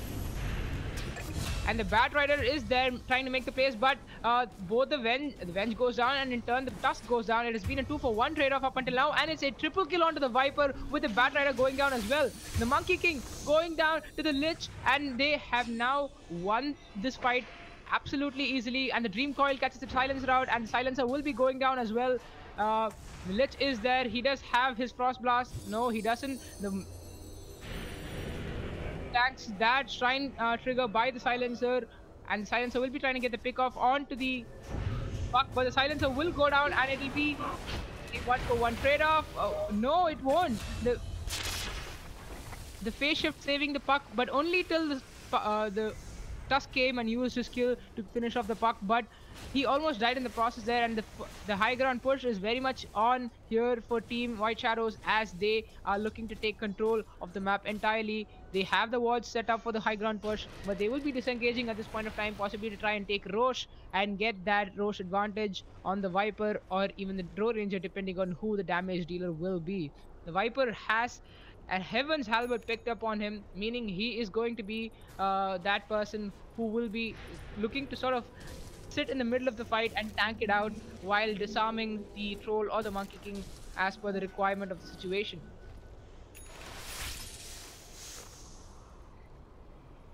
We will be looking to take the Roshan at this point of time. The scan does come in. It spots the team out from Sereign Chaos. Absolutely know that the Roche is being taken right now, but they will not be moving an inch out of their comfort zone, as they know that if they head towards the Roche pit right now, they will be taken down, as they've managed to lose fights at even advantageous positions where they've had proper map control. And the Roche is being picked up on the Viper, and the Viper will be there with the Maelstrom attacking the towers. There is a smoke play coming in from Team Sereign Chaos. The Monkey King and the Troll Warlord approaching them from the sidelines. They are spotted out right now. Stun onto the Draw Ranger. Global Silence comes in. The Monkey King ultimate catches out the Viper and the Draw Ranger. Viper will be taken on. The Aegis will be triggered. Chain Force finally comes in and will be dealing a lot of damage. The Viper with the ultimate onto the Troll Warlord. The Troll Warlord possibly might go down. The Monkey King and the Bat Rider have gone down. The Troll Warlord with the Magic Missile goes down. The fight is absolutely turned around once again with a 4-for-1 trade-off. And it's once again just the Silencer who has survived, happening to TP back onto the base to safety. And this is absolutely gone south for Team Sereign Chaos, if you ask me, and they are definitely going to be losing a set of racks in the mid lane. And the Silencer caught out by the Yules from the Puck, and the silence comes onto the Silencer, and he will go down the Viper, and they will be taking down the mid tier 3 and possibly the set of racks as well, as Sereign Chaos have all of their teammates down for at least for another 20 seconds or so. The Silencer buying back and dying immediately out for 60 seconds. This is disastrous for Sereign Chaos. White Shadows are in absolute control. They are on cruise control mode here as they are plummeting through all the buildings that are standing in their way towards victory, and the top tier 3 will be going down, and possibly the range of the top racks as well. They are looking to turn this around with the Monkey King coming in. The Troll Warlord comes in with the Whirling Axis, but a 3-man Dream Coil, and the Troll Warlord goes down immediately, and the Viper picking out the Tusk as well. The Draw does go down, but the Chain Frost is onto the Monkey King, and the Monkey King will try to survive that, but he will go down eventually, and it's once again a 4-mana GG has been called by Team Sereign Chaos as White Shadows take this comfortably, losing just the Draw and the top lane of racks as well. And once again the Bat Rider is being given the chase, and the match has ended. Sereign Chaos have called GG 25 minutes onto the game. What a game that was by Team White Shadows. Extremely good team plays, and like I had predicted, their early game push game just worked out too well for them, and Sereign Chaos unable to handle this and going down. We see White Shadows progressing to the next stage, and Sereign Chaos eliminated out of the online qualifiers for Season 2. With that, I will be signing off. This is Kuza. See you in the next game.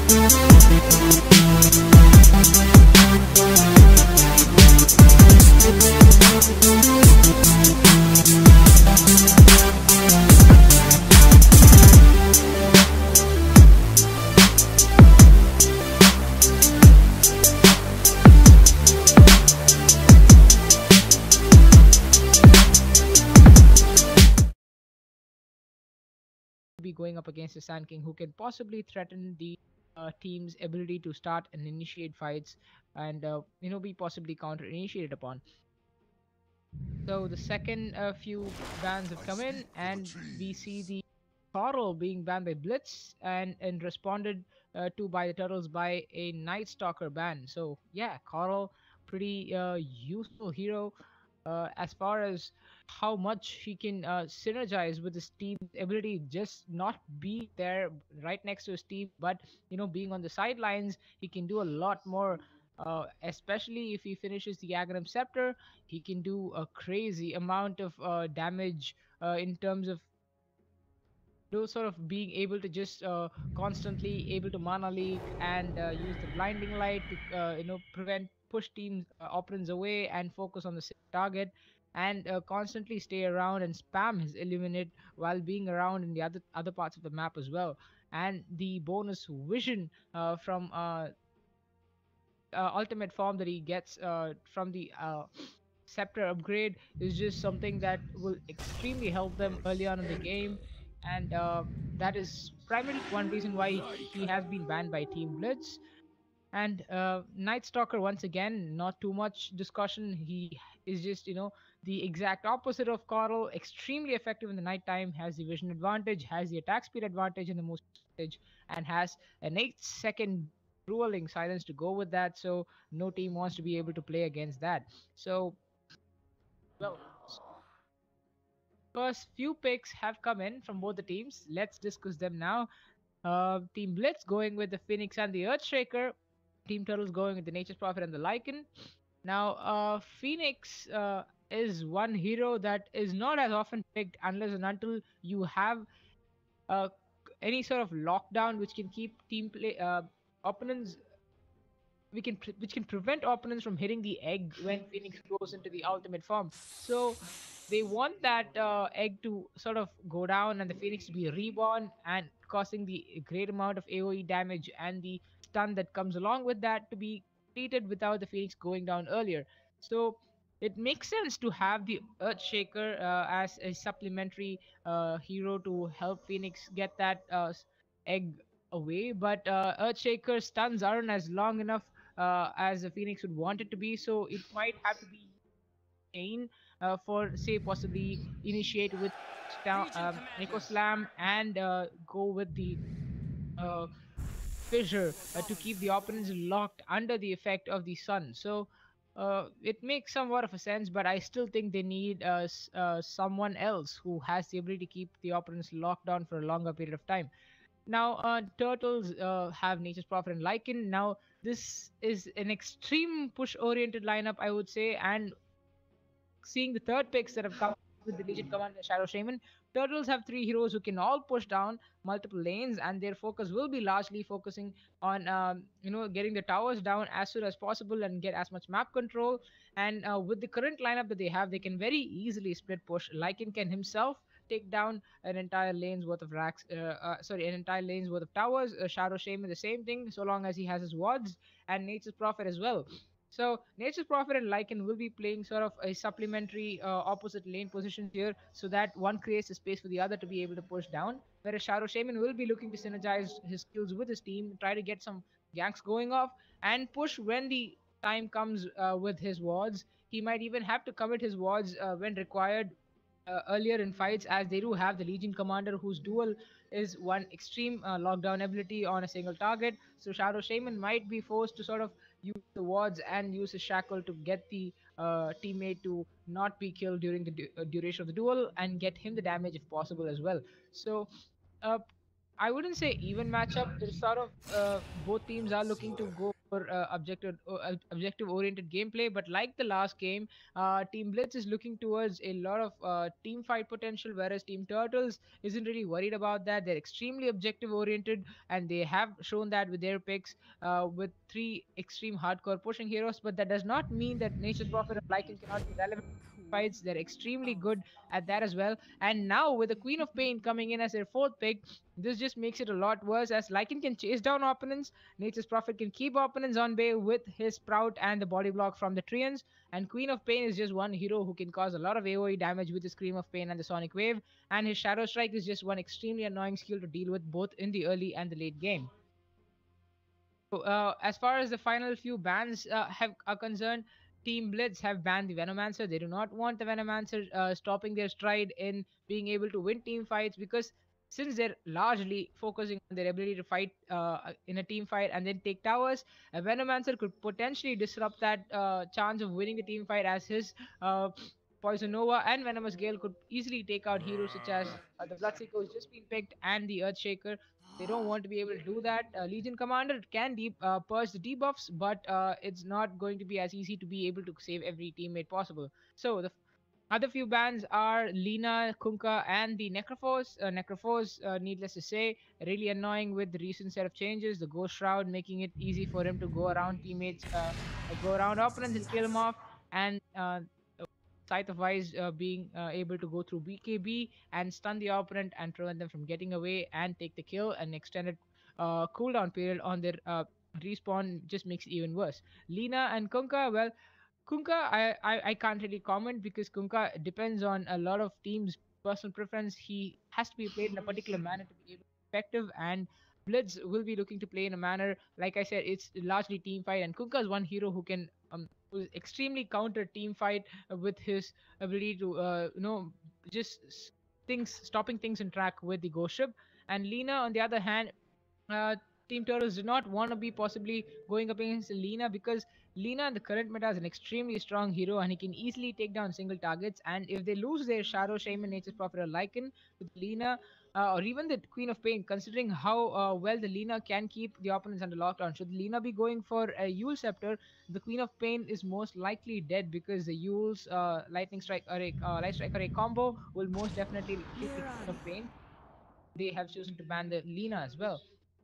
So last couple picks coming in from both the teams with Mirana coming in from Blitz and Nyx Assassin coming in from Turtles. Now once again, Nyx Assassin, a lot of space creating heroes are being picked here by Turtles. They have the Queen of Pain, Nyx Assassin, and the Shadow Shaman. Now these three heroes can potentially keep continuing to kill any heroes they catch off guard. Nyx can be used to scout. Queen of Pain can scout as well and disengage given the blink that she has. And they are sort of, they have a balance in their team, but as far as how well they counter the opponents, we can't really say too much because both the teams have sort of no direct counters to one another's picks. And the Bloodseeker is one extremely important hero as far as Team Blitz goes because he can keep opponents under lockdown for a really long period of time.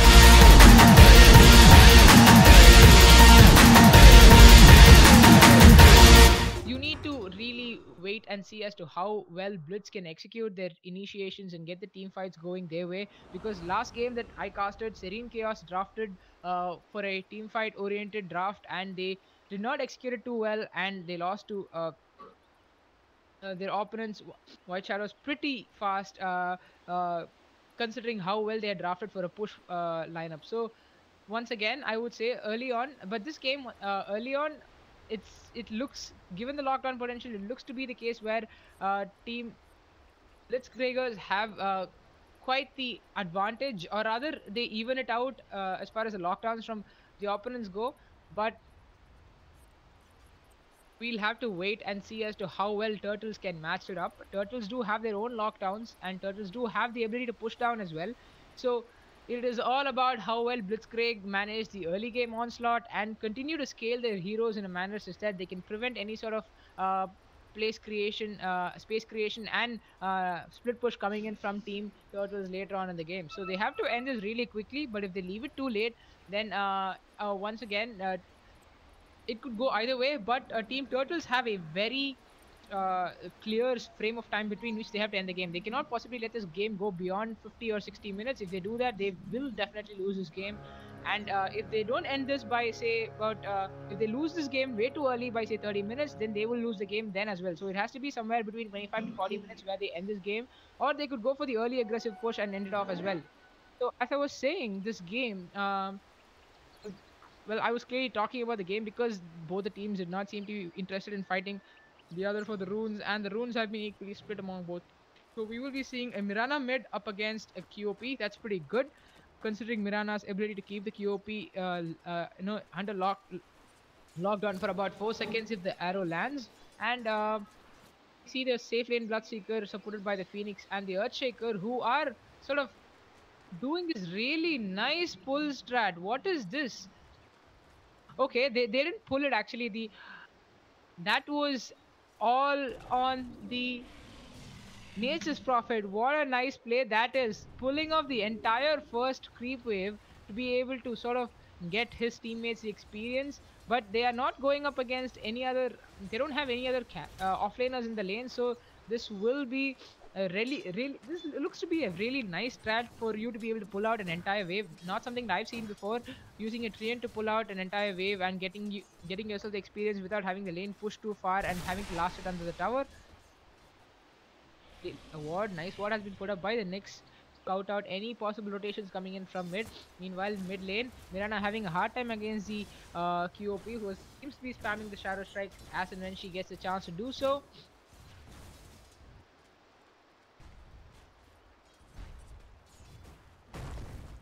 Top lane, however, we see the Legion Commander up against the Lycan and the Shadow Shaman. Shadow Shaman with only the Shackle.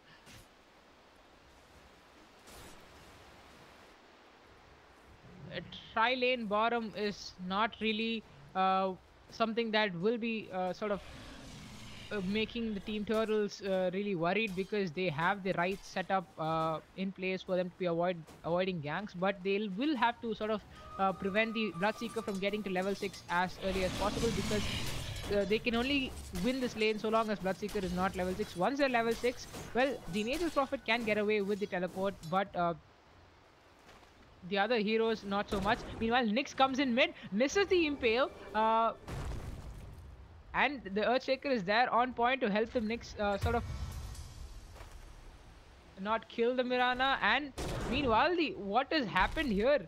Nyx will be getting the first blood onto the Mirana, but QOP in giving the Mirana a chase has died to the tower, and the Nyx is on his way back, but he just might die here. No, the clarity does not give enough mana to the Earthshaker to be able to set off another fissure, and Nyx will make his way back to the lane. The QOP once again trying to get a kill off, but it won't be possible.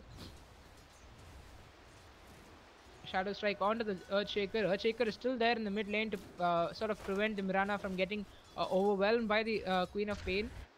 Bottom lane once again, Bloodseeker is having a nice lane going up, having enough last hits as he would like.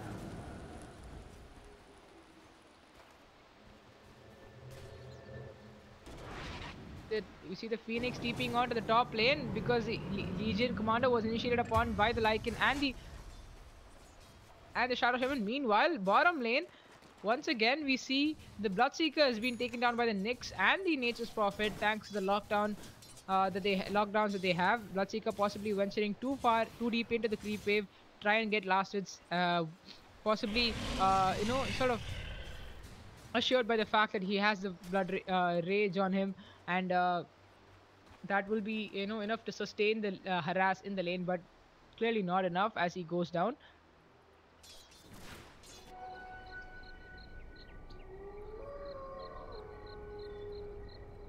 Okay, we see the Nyx Assassin taking the double damage rune here. This could once again prove fatal for the Bloodseeker as he could go down, but the Earthshaker will spot out the Nyx. No, he won't be. It's nighttime and he does not have vision of the Nyx, but the Nyx does have vision of him as they have the high ground ward. But now he's gone up straight up the wall, and they will know that the Nyx is hiding in the trees, and the Earthshaker is there. Nyx will be looking to get the hits off onto the Earthshaker. If he managed to get that impale off onto the Bloodseeker or the Earthshaker, they could very easily take the hero down, considering the Nature's Prophet is right around the corner. But at this point of time, the lanes are looking pretty even. Mirana is playing it a big save, hugging the tower, having to last it under the tower, but is getting a decent amount of experience, if not farm. Meanwhile, once again, bottom lane, they're trying to get the kill off onto the Bloodseeker. Nature's Prophet diving, and Bloodseeker just might not survive here as he's body blocked by the Earthshaker himself and goes down once again to the Nature's Prophet, and the Nature's Prophet is going down to the tower himself, but no, he'll make his way out, and he will go down eventually to the creeps, and the Earthshaker once again trying to get the kill off onto the Nyx Assassin, but the Nyx Assassin is there to impale him off and make his way back. The Bloodseeker is quite unlucky to be body blocked by his own teammate there. Though they did get the body block off. Once again, Nature's Prophet making his way back, and they get the kill off onto the Earthshaker. Now 3 heroes up against Mirana. Sprout is there. Then the Shackle will be committed. Shackle is on, and they are trying to get the kill off onto the Mirana, and the Mirana will be finished off. And what a nice play that was from the Shadow Shaman, rotating onto the bottom shrine and making his way to prevent the Mirana. Mirana did not have the mana to sort of leap away, and that cost her life. And suddenly, Team Turtles immediately have the advantage, and they have a 3k advantage going in 6 minutes into the game. That is a lot of net worth advantage 6 minutes into the game, given how much they've strangled Team Blitz Kriegers from farming in this particular matchup. Once again, Mirana trying to get the arrow off onto the QOP, missing it entirely. QOP dives the tower, gets a Scream of Pain off, puts the Shadow Strike on to the Mirana. Once again, will blink away, disengage, but the Mirana has lost more than half of her HP already. So this just goes to show how well the QOP can kite the Mirana out of the lane and push out, as their tier 1 remains untouched, while Blitzkriegers have almost lost their tier 1 already in the mid lane, and in the bottom lane the tier 1 is going to be taking quite the number of hits from the Nature's Prophet once he starts pushing. Meanwhile, we have the Lycan trying to sort of push down the tier 1 and get as much farm as possible. Once again, the high ground wards proving to be extremely effective as they take down the Earthshaker roaming the mid jungle, the bottom jungle, with the Shadow Shaman and the Nyx rotating, and the QOP gets the kill once again. Mirana playing it extremely safe in the high ground here where she has the vision. The Nyx is roaming up and down to try and get vision onto the Mirana. Mirana will be making her way. She does not know the Nyx is on her way. She leaps away, but the Impale will not be triggered.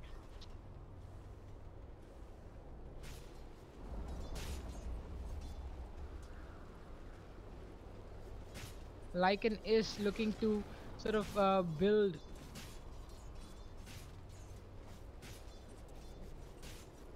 the... Okay, he's going for a Helm of Dominator here, as I can see clearly, so he will be looking to take control of more creeps. Meanwhile, once again, the Bloodseeker, the Moonlight Shadow being triggered, and they are going 3 versus 3 right now. They do not have the vision, and the high ground ward has been put down. They have vision of the Earthshaker, but they do not know where he is right now, as the Moonlight Shadow is still on. It's 4 heroes near the Radiant Shrine, but the arrow will catch the QOP out. Mirana comes in, the Phoenix comes in with the Sunray, and it will take down possibly nobody, as the Sonic Wave comes out and takes out the Mirana and the Earthshaker, and the Nature's Prophet takes out the Phoenix in the meanwhile. What a turnaround that was. The Phoenix being the key there, not being level 6 and not having the ability to have the sun to keep the opponents under extended lockdown periods, proved to be the case where they lost out on that fight, and Blitzkriegers have immediately lost control of the top side of the map, and they will be losing their tier 1 as Turtles look to push on to the tier 2 in the top lane. Legion Commander still within the range of the QOP, as we see the Shadow Strike being traveling towards Legion Commander, but she does not have the mana to keep engaging on, and Legion Commander will quickly look to just get back and try and get some farm. This is not what Team Blitzkriegers want at this point of time. 8 minutes into the game, Turtles have a 7k net worth advantage. This is just way too one-sided at this point of time.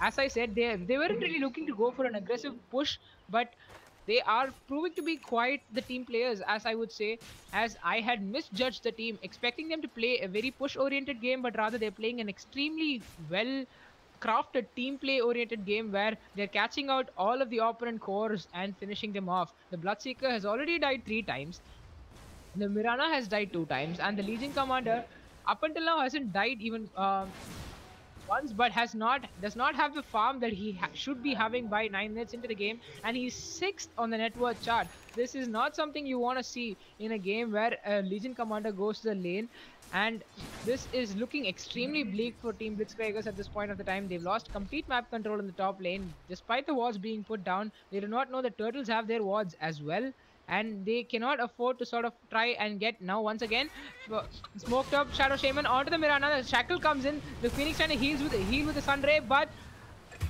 Mirana managed to get down. No, she doesn't. The Shadow Strike takes her out as the final tick sets in after the Sunray and the NP ulti.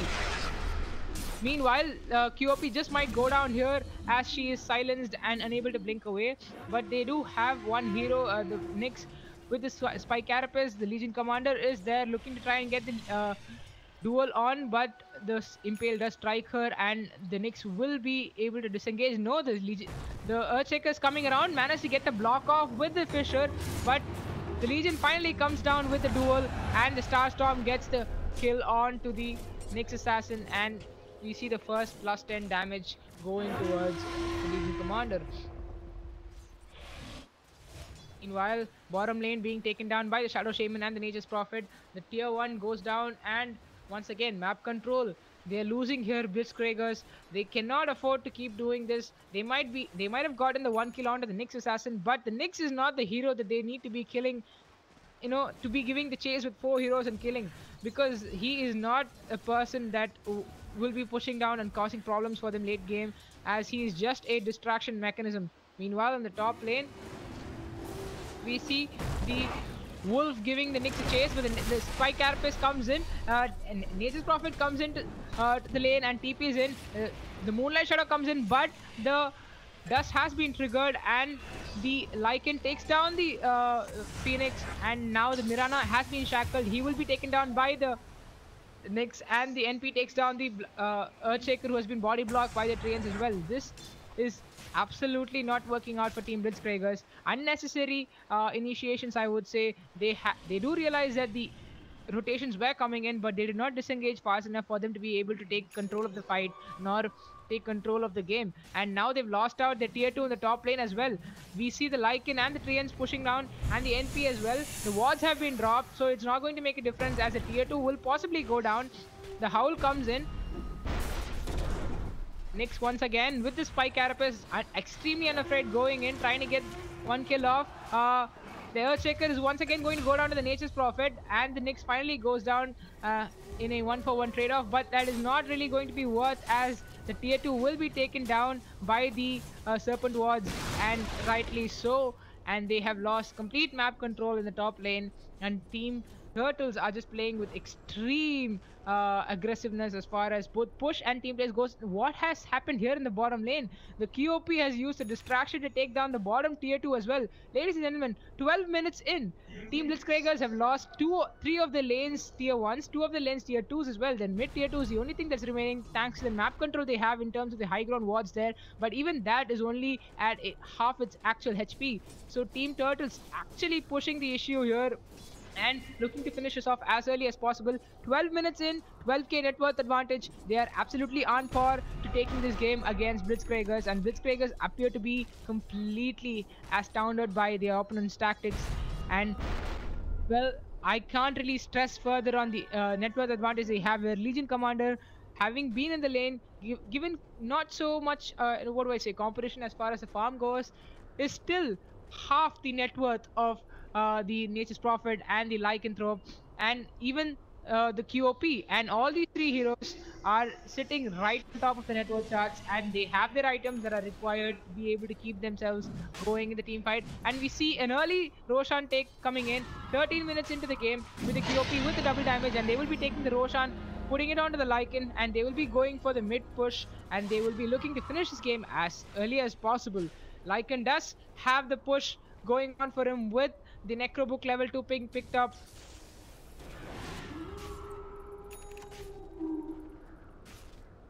It's actually a level 3 Necrobook that has been picked up by the Lycan.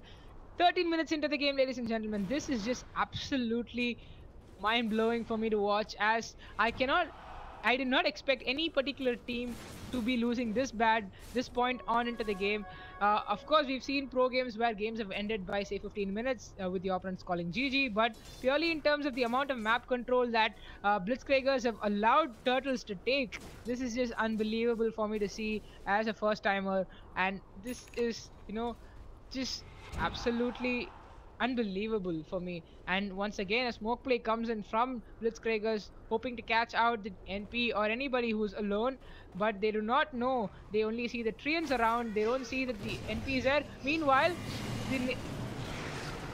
the Shadow Shaman comes in, tries to get the Hex onto the Earthshaker, but the Lycan is there, takes out the Phoenix, is duelled by the Legion Commander, who goes down in the duel, and the Lycan gets the damage. Once again, the Lycan takes down a triple kill with the Earthshaker going down, and GG has been called by Blitzkriegers 15 minutes into the game. They just cannot stand. Talk about the irony in their name, ladies and gentlemen. Blitzkriegers have gone down to quite the Blitzkrieg from Team Turtles here, and this has just been completely going towards Turtles right from the start. And what a short game that was. I cannot believe how well Turtles have played this, and absolutely brilliant gameplay. And the good luck's coming in. With that, I shall be signing off and hoping to catch you in the next game for the cast. And this is Kuza signing off. Have a nice day, ladies and gentlemen.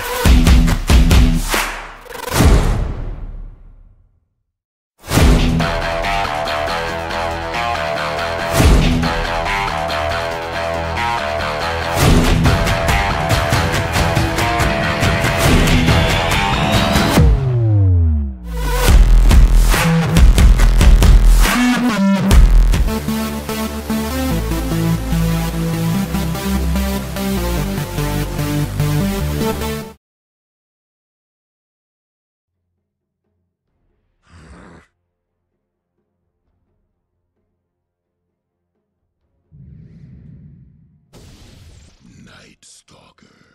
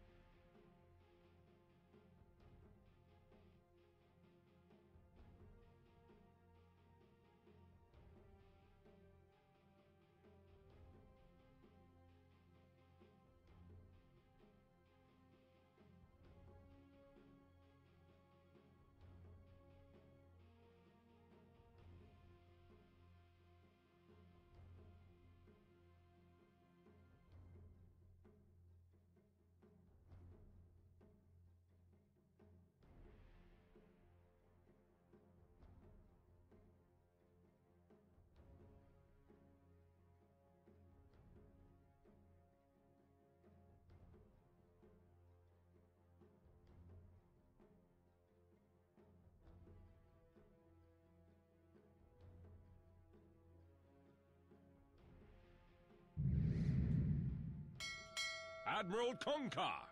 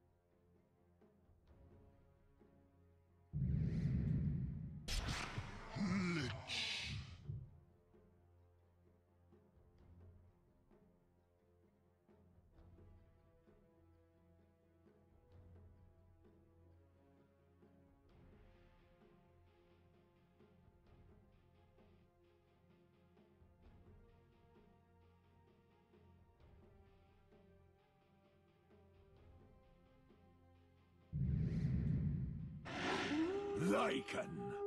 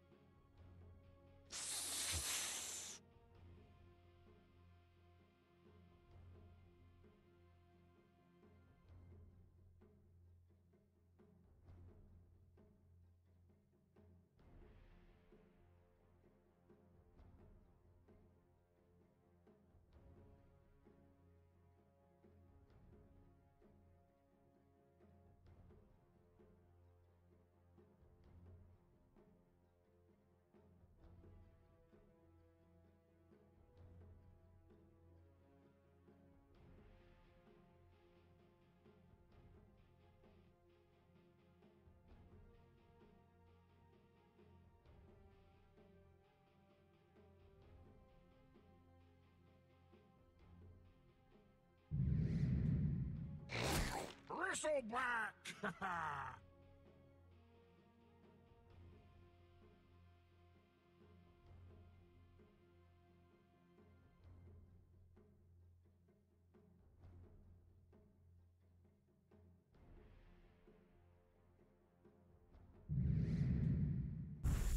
General Shaman.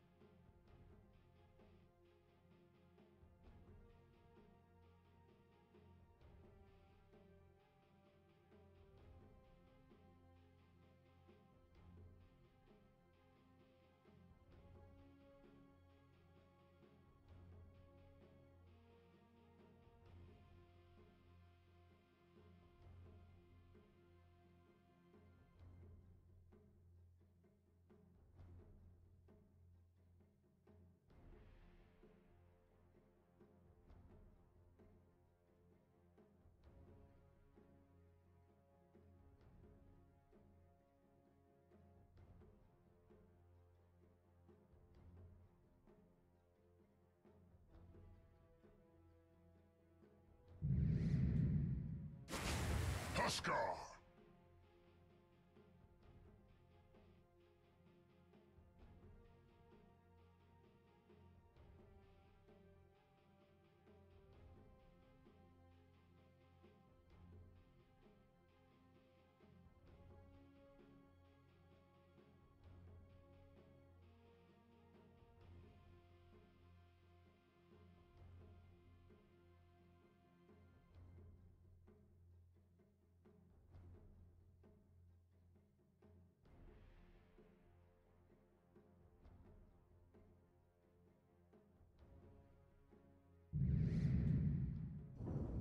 Juggernaut.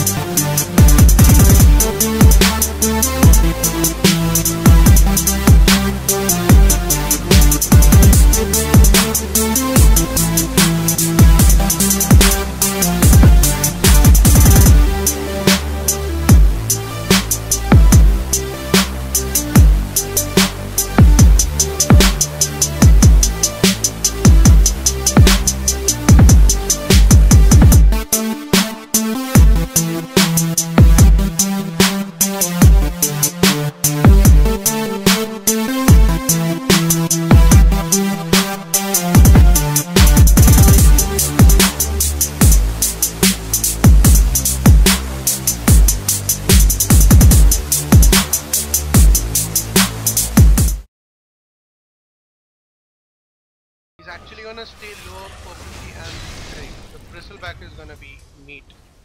Mince meat for the husk over there. It's a beautiful shackle coming in from the Shadow Shaman. As is Arcane up. The Lycanthrope meanwhile looking to build that Necronomicon really fast. I don't even think that he needs it at this moment because there's a Hood of Defiance on the Centaur Warden over here. There's the X marks the spot on Centaur Warden. That's gonna be a defensive one because he is chasing that Kunkka like hell, and there is no TP to save him from there. It's a level 3 Kunkka versus a level 9 Centaur Warden. Not that much damage, but definitely a lot of tankiness, so he can chase him. Okay, now it's gonna be the Juggernaut and the Centaur. He's gonna retreat. I don't really know why. Okay, he's not gonna. He's gonna come back again. The torrent is gonna miss, and Kunkka falling really low, and they're gonna chase him. Oh, he's gonna die. That's a beautiful Omni Slash coming in. So that was a very cheeky play from the Centaur. He really overextended a lot. Overextended is an understatement over here. And Kunkka escaped by the skin of his teeth. 19 HP last time I saw him teleporting back to base. So that's a big kill for Juggernaut. Got quite a bit of experience boost. He's going to complete his phase boost at this moment. Going to buy a TP as well. Don't really have the mana to execute it. Meanwhile, the Night Stalker, oh look at him go. He has his own up and he's really tanky. He's going to walk off the Dream Coil casually, and now he's going to run off. Looking at that insane flying speed. Oh, there's the Husker with the backup. He's gonna take one. I'm thinking he's not gonna back off without at least 2 kills. There's a torrent coming in. Husker is falling low. It's an armlet switch, and look at that damage meted out by Husker. That's a triple. That's an ultra kill. It's gonna be a rampage for Husker. Look at that fire. Burning arrow spear stacked for him. He's gonna take a rampage. It's a rampage for Archmage, and Husker has completely wiped out enemy team. That is OP score. All of them teleported, only meant like at the end they were wiped out. So it's 327, and at this moment I can confidently predict the winner of this game. It's going to be was quite a surprise. So 327, I don't really think there's anything they can do at this moment other than, yeah, they could, I would say, if Husker, Centaur, Lycan, all of the 5 team turtles actually go into the Radiant base and throw the die and all their items, then we could possible few spot for this game. But as for now, it's nothing but over for them. I don't really think that there is any way they could come back in other than a huge throw coming in from turtles, which I probably doubt. But you don't want to own people and then throw the game. So there's a silence coming in. There's 2 people moving in on that Husker. That a Chain Frost, it's gonna pop the Aegis, and now they're gonna retreat. There's a torrent that's coming in. It's not really gonna connect on that Husker. There's a Dream Coil. He's gonna jump, gonna get stunned under the tower range. It is a bit dangerous. He's gonna take the Kunkka out. That's a double kill for the Husker. And there's a Centaur. He's just diving inside, and the Lich is gonna try and stay alive with that Shrine Regeneration. He's gonna get the face of that double edge, and now Husker is just gonna take out that spinning Juggernaut with nothing but pure armlet and Dragonlance damages. There is a silence coming in. The Puck isn't survived this. The ultra kill for Husker once again. Can we see a rampage? But really, the Bristleback is playing quite defensively here. As a as well as a Basilisk. Not that much on the farm side. Kunkka over here, level 5. I think this game is pretty much over for them. It's a 15-minute GG, I could say. He's gonna dive in once again, and he's gonna fall really low, but he is actually gonna survive the simple armlet toggle. That Omni Slash barely taking that kill over there. He's gonna drop really low, but magical damage not really doing a lot of damage. He's gonna dive in once again. He's gonna take him out. The Juggernaut is gonna fall out as well, and now the Puck wants to take that kill. Oh, that's another Amulet kill. Finally, Husker is gonna fall to that Puck, not before losing their entire team at least 2 to 3 times. That's a GG call, and it's a 15-minute GG. Where Turtles have actually clutched the game from OP over here, and that's a beautiful double edge coming in. So, GG well played. Turtles win this one easy. Conquerors Insignia Season 2. This is Zach7, ladies and gentlemen, and I do hope you enjoyed this quarter of a game. See you soon in upcoming matches.